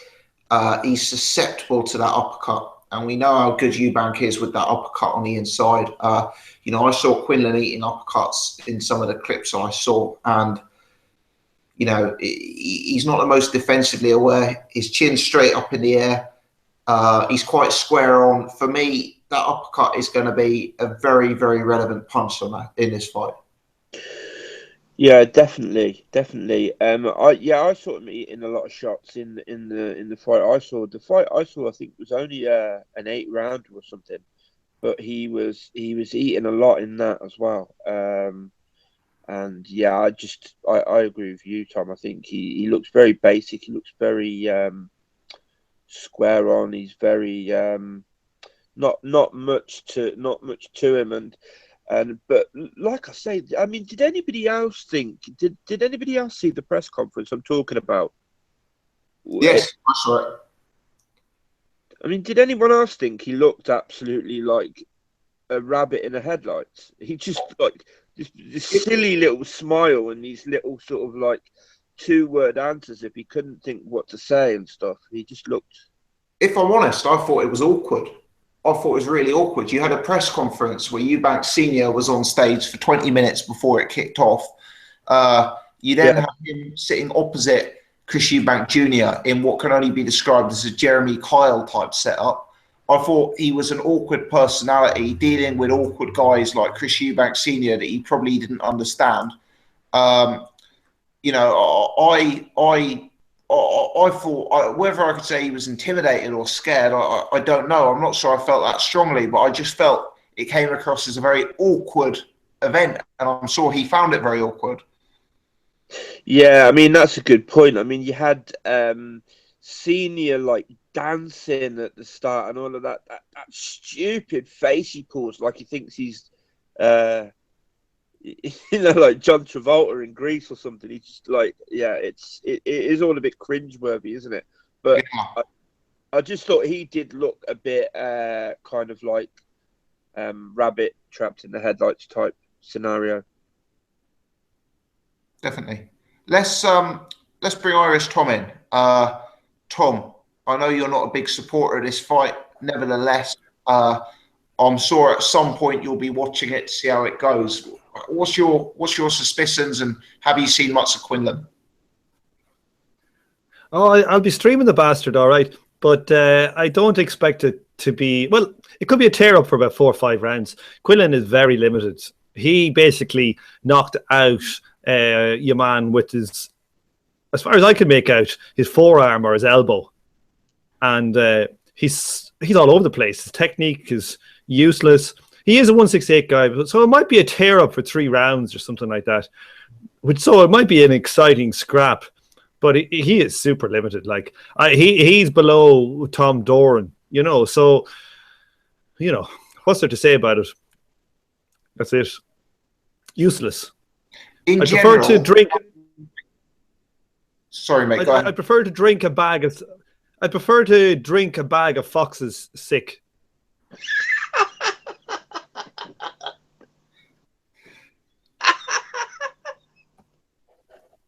I thought you said you were watching it. Yeah, even as I'm watching it. In general, how do you with 168, taking the lower level opponent out? And not great. He's probably too small. Doesn't hit hard enough. His limitations will be found out. Where he's dominant is at 160. That's where his best thing. He's not a boxer, so I don't think fighters that are that are optimized. Like certain fighters are optimized to their weight class. Like GGG is optimized to his weight class. He's got that stalking ability. He's got his power, which dominates at a certain level, and that's why someone like GGG shouldn't move up through the weights for his own career, where someone like Floyd can, because Floyd has got a lot more, or Terence Crawford can. Got way more, just physical attributes say GGG wouldn't have. But and I think the same with Chris Eubank. He's optimized for a certain weight, but I wonder, will he ever make 160 again? Will he ever go back down? I'm skeptical. Yeah, he's missed weight a few times. He's always made it in the end. He's always made it within the 2 hours. But he said, it's interesting actually. He did an interview today with a YouTube, not today, this week with a YouTube channel. He said he walks around at 12 stone 2, 12 stone 3. Now, I'm not 100% saying I believe that to be true, but if he does walk around at 12 stone 2 or 12 stone 3, so that's 170. Yeah, that is not a super middleweight. Not at all. No. I mean, guys like, super middleweights will be entering the ring at, in the 180s. And to be honest, maybe this is me being naive, but I would say 170 outside is actually small for a middleweight. I'm sure Billy Joe Saunders and John Ryder and all of those guys are. Well, I think like for that weight class, you're probably on average about 10 pounds above your weigh-in weight. Right. So I think if you're fighting a 160, you're probably 170. As in rehydrated weight. You got to, like, you look at James DeGale, he only goes up 10 pounds or whatever. It's only these kind of body freaks, these freakish guys who are able to do 15, 20 pounds, but I think the average is closer to like 10 pounds. But yeah, I don't think he's a big guy. He's not tall. He's not got boxing ability. When you go up the weights, I think the thing you rely on an awful lot is your boxing ability. It's the reason why Floyd or Crawford or Lomachenko or these guys are able to go up the weights. Yeah. No, interesting. That surprised me actually. I assumed he'd be quite a bit bigger than that, and that's only if Eubank Jr. is telling the truth. What about the undercard, Tom? Anything that you're going to be particularly interested for on that? Well, the card is all right, so I'll be watching the card. I think the card is pretty good, but so I'm interested to see Price. I don't know. I'm looking. There's no odds out yet for the KO win for Price. I'd be interested to see what his odds are for KO win. Yeah, because I think if you put that up actually. If he wins, it's going to be by KO. I think. I can't see him going 10. Is it 12 or 10 rounds? I don't know. With a heavyweight who's not absolute, dirt. If any heavyweight, he's going to knock a guy out, or he's going to get knocked out. I'm watching the Tyson Fury versus Hamer today. See, Hamer is very limited going forward. He truly is, but Christ, if I ever want to put money ever on David Price. So I'm debating to see what the price is for him to win by KO. But to be honest with you, it'd nearly have to be evens before I could go for it. Oh, it's not going to be as good as that, because I think he's only 2 to 5 on for the win. Guys, if anyone knows how many rounds this fight is, Price Hamer, can you comment in the chat? Because that would be interesting to inform part of this discussion that we're having with Tom here. 10, isn't it? Do you think 10, Paul? I think it's 10. I'm sure someone said it was 10. Could well be. 10 would logically make sense. Yeah. What about Ryder Etches, Tom? Have you got a pick in that? I was looking at that. I think Ryder is the better boxer there, so I go with Ryder.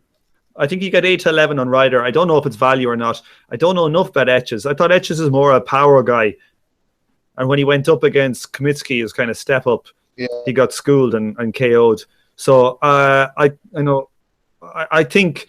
And and your man bet the gorilla bet Kamitsky, and he boxed him. So I think he's quite likely to box him. Yeah, I agree. I agree with that. Charlie and Ryan and Mikey have confirmed it's a 10-rounder. So shout out to you guys.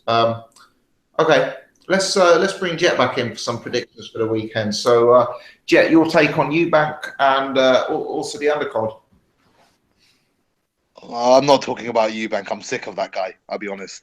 I'm sick of him, and I'm sick of his old man bloody shaking his bum everywhere. Every video I see of Eubank Senior, he's shaking his bottom everywhere. I'm like, go away, you freak!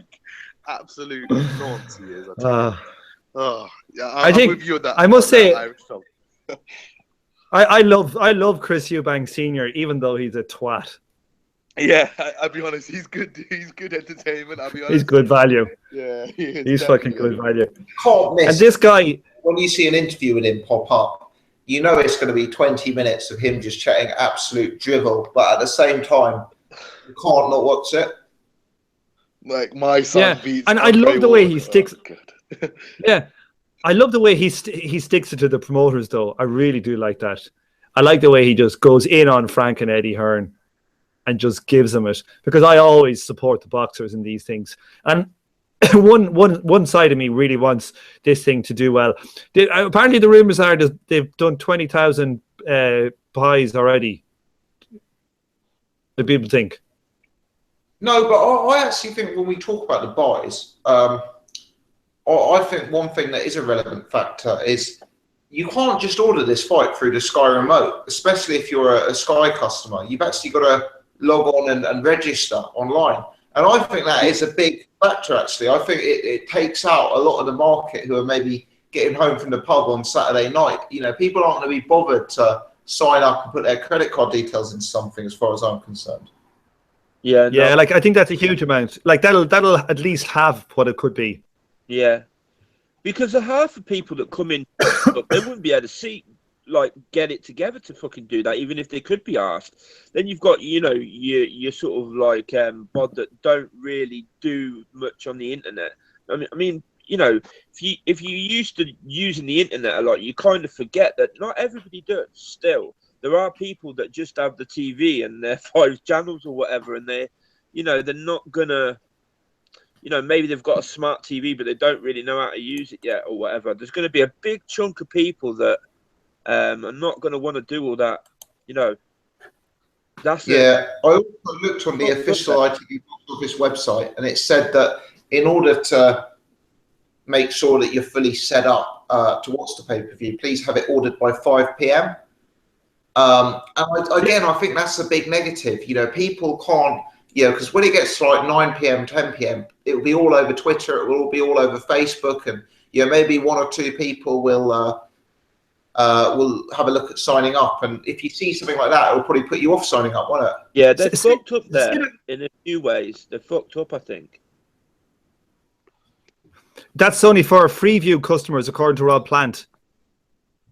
I'm not sure Rob is right there. I think for Sky customers like myself, you have to sign up via the website as well. But also, even if it was for Scott, even if it was for only for Freeview customers, and I'm not sure, but even if it was only for Freeview, the whole point Chris Eubank Senior is making is that this is reaching a whole set of ITV viewers. Yeah, I've got to be honest. My grandmother sitting at home is an ITV viewer who watches ITV every day, and is she going to have a laptop to log on and connect to the internet? No, she's not. So what I'm getting at is seniors. Is your granny? Does your granny watch boxing pay-per-views? She doesn't watch pay-per-views, but she probably would watch boxing if it's on. Yeah. But yeah, But my point is, seniors kind of branded that this is the whole ITV population, and it's actually not. It's something quite different, actually. If I'm honest. But yeah, Jet, let's go over back to you, Jet, for your thoughts on the undercard. Yeah, the undercard is pretty decent. It's not obviously pay-per-view, the whole card worthy, but not bad at all. There's some good fights on the undercard. Price versus Hamer. That's probably a sort of whoever wins that might enter the sort of top 25, top 20. Hamer's pretty limited, beatable guy. Obviously, the blueprints out there how to beat him. Tyson Fury, he had a good win last time against Erkan, but the thing is, David Price is one of those guys. You think he's gonna win, but you just can't put money on him. You know what I mean? But yeah, if I really had to pick someone, this is one of those divisive fights. But if I really had to pick someone, I'd probably just shade with David Price. But I'll be honest, if Hamer brutally KOs him, I wouldn't even be surprised because David Price is that sort of fighter. Who's the other? Ryder versus Etches? On some of the lower weight classes guys as well, Jet. Selby, Kid Galahad, obviously Ryder Etches as well, mate. Yeah, well, I'll do Ryder Etches and I'll go through the sort of lower end of the card. Ryder versus Etches, that's at super middleweight, which I think is a bit weird because I don't necessarily think they're massive sort of, in terms of height. I don't think they're big middleweights, so pretty interesting. But I'd probably go with Ryder in that fight. In that fight, I think he's a slightly better operator. But Edge seems to have okay power at sort of domestic level, so I guess we'll see in that fight. But not a bad sort of domestic scrap. Kid Galahad is he's in against Agbeko, who's a decent name, but Agbeko's kind of at the end of his career, so I'd expect Kid Galahad, if people say if we believe what they say about Kid Galahad, he's already at sort of the top of the division. I think he's fighting at featherweight in this fight, so he's kind of following Quigg up, he's kind of following Frampton up. He's looking for those big fights against those guys, Selby, Warrington, those sort of operators.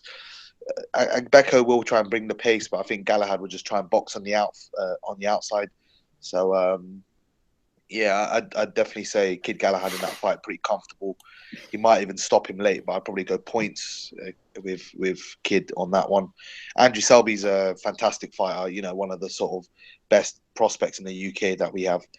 So yeah, I think he'll probably end up winning that one pretty handily. I don't know who his opponent is, but yeah, I'd say he's going to win pretty handily in that fight. Sorry. Why is Ryder Etches at 168 yet? Do you know what? I honestly don't know, because they've both been campaigning at super middle, and they've been campaigning at super middle for the whole duration of their career. Etches always says he's a big middleweight. If you watch his interviews, when he got KO'd by Kamitsky, he was saying, I think I'm quite big for the weight, and I feel like I'd be a bit better if I'm able to go up to 168 and not have to cut so much weight and that sort of stuff. Ryder's not a big fighter at all. I mean, he's really small as well for me. He's about the same size as Billy Joe, I think. I'll be honest. If you remember that, yeah. If you remember that fight domestically, obviously with the British title. I mean, that was a pretty close fight actually. That was probably Ryder's best fight, if I'll be honest, bar the Kamitsky win. So he done really well in that fight, and I just think he's a really small middleweight. But so I don't know why they're fighting at super middle, but You know, if you go in against anyone above that sort of level, I think they're really going to get slaughtered. Even at the European middleweight scene, you know, Michel Soro, Blandamura, those sort of guys, I just think they're too much for Ryder, Etches, and you know, some of those guys at the weight. Probably Arnfield's one of the best domestic middleweights for me, and he has vulnerabilities as well for me. But yeah, no reason why he should be at 168 is that's confusing. Yeah, I mean, so far we've all picked Eubank, we've all picked Price, and we've all picked Ryder. Paul, I haven't got your take yet on the undercard. Perhaps Price, Ryder, or some of the other guys. What's your take on it, mate? Yeah, I think Price will probably win that. I mean, I think Hamer is. I think he's quite limited all round. I know Thompson is limited going forward. I think he's just limited. Like I know he just had a win against Erkentepe, but like Erkentepe looked awful in that fight, and that was just a clear case for me of as soon as you take the PEDs away, didn't look like the same fight at all. I mean, like that was not the Erkentepe that was knocking people out, like, you know. So I think Price will probably win that. You know, the one thing he does have, Price is a lot of power. No jab, bizarrely, but he does have power. I don't really know that much about Etches. Looking forward to the Andrew Selby fight.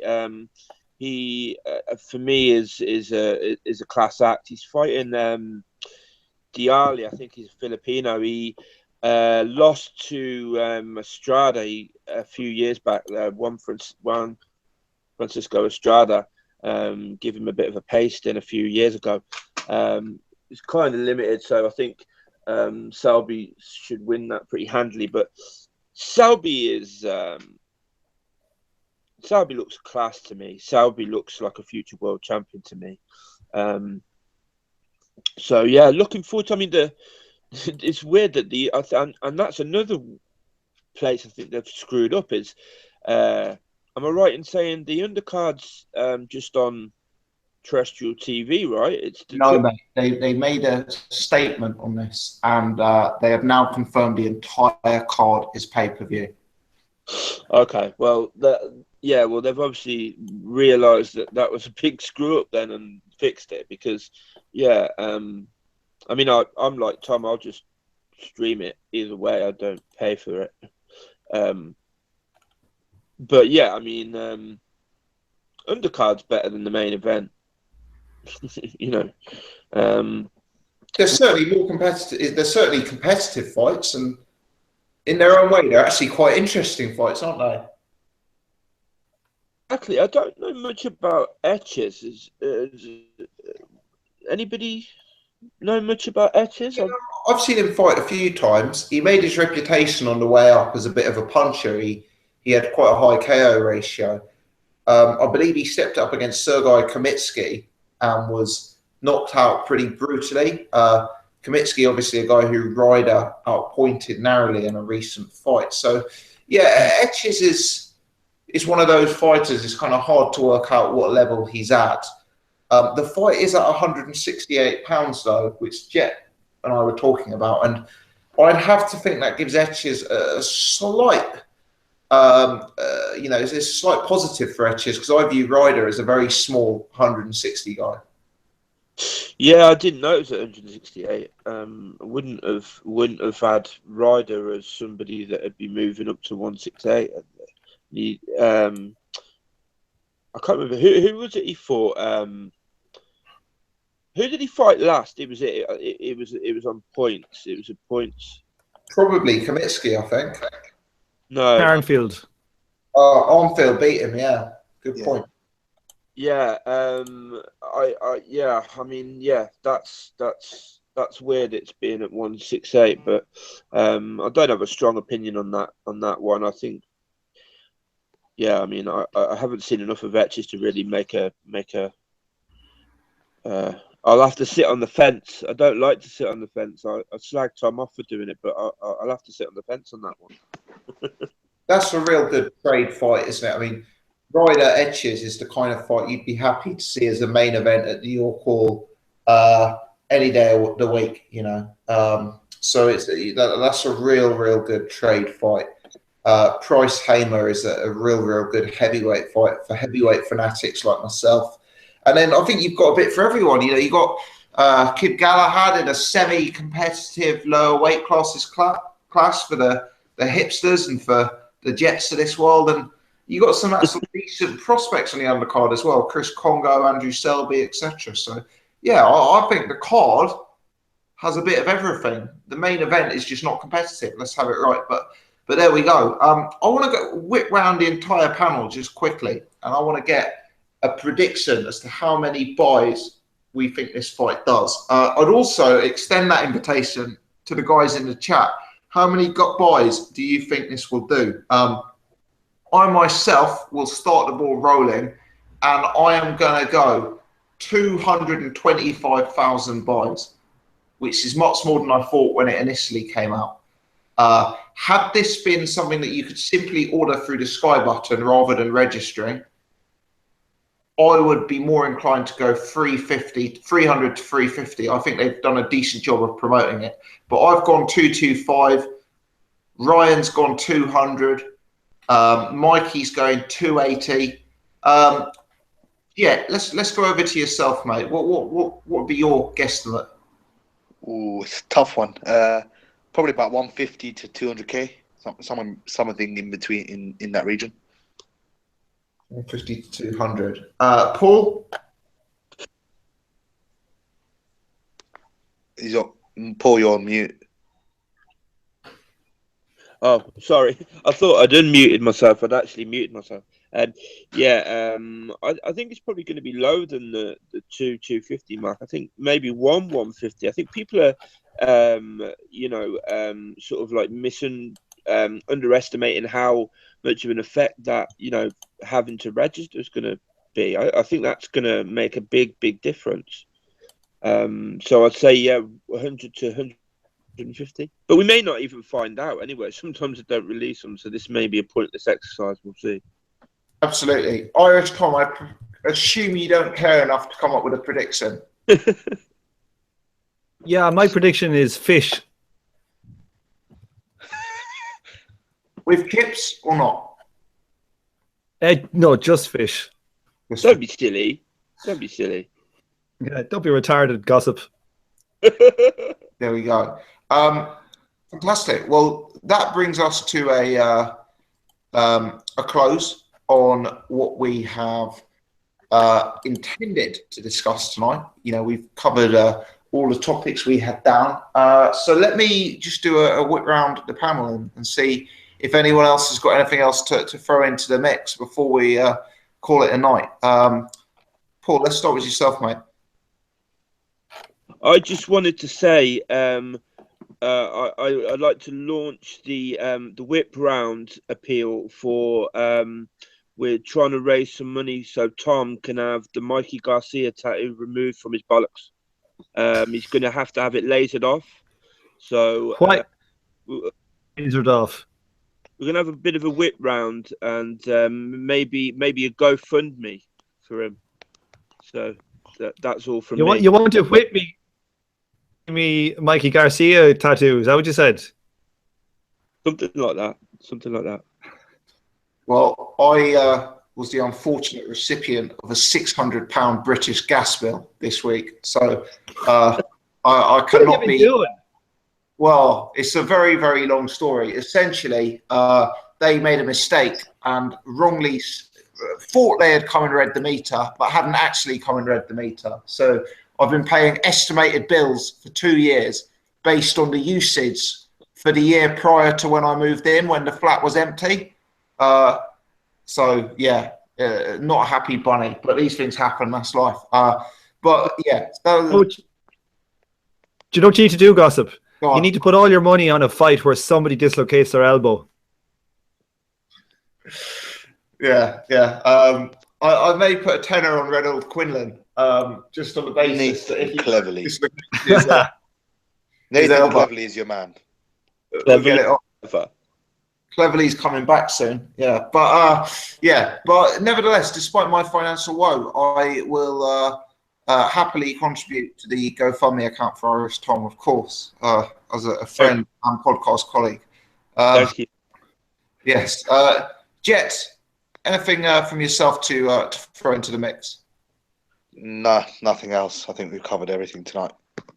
Is there any chance, lads, that I could, instead of using it for removing the tattoo, I could get a picture of Mikey Garcia tattooed on my arse? No. No. No. No, that would have to be a different GoFundMe, I think. I don't think we can sell it to people. Would that be a go fuck me? I don't think we can sell it to people that it's tattoo removal if we're actually using it to get another tattoo. I think that would be dishonest, if I'm completely honest. But there you go. Fantastic. Tom, anything from yourself, mate? I think Lomachenko is going to be fighting your man Jason Souza. Okay. Yeah, I heard that too. So that'd be a good fight. Yeah, that would be good. I also heard possibility Yuriorkis Gamboa. That's the other possibility I heard recently. That'd be a great fight. Yeah, it would be. Yeah, both good. Yeah. Would I presume skill-wise he'd be a level above Sosa, but Sosa's the kind of come forward aggressive guy who would make it an interesting fight stylistically, at least. Yeah. He's very open though, Souza. He's very open. Yeah, I think Souza gets stopped in that fight, to be honest. Yeah. Yeah. No. Like Stephen Smith was able to catch him and got a lot, you know. Imagine what Lomachenko do to him. And that wouldn't be a unification either because he holds a WBA regular belt, so yeah. Okay. Fantastic. Well, on that note, I'll wrap it up for this evening. Next weekend, of course, next week, 8:30 every Wednesday, we'll be back, and we will, of course, be discussing the Eubank card. Will David Price have been knocked out again? That's very possible. Will Chris Eubank Jr. have suffered his second professional defeat? Who knows? Will Chris Eubank Sr. do something absolutely ridiculous and call out Andre Ward to his face on ITV pay-per-view? You know, lots going on in the sport right now, so please join us again next week at 8:30. I want to give a huge shout out to everyone who's joined us in the chat tonight.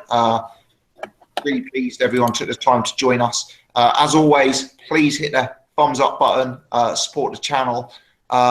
Do take the time to subscribe. I ran my analytics today, and do you know what? Still get about 55% of my views from people who aren't subscribers to the channel. So if you're one of those people watching who are yet to subscribe, please do hit the subscribe button, and also go and check out Jet's channel, which is the Boxing Discussants channel, and hit him with a subscribe as well over there. But yeah, that's all from us tonight. Thanks again to the panel for giving up your Wednesdays. Much appreciated, guys, and catch you all next week. Cheers, guys. Hugs and kisses. Take care. Cheers, everyone. Bye now.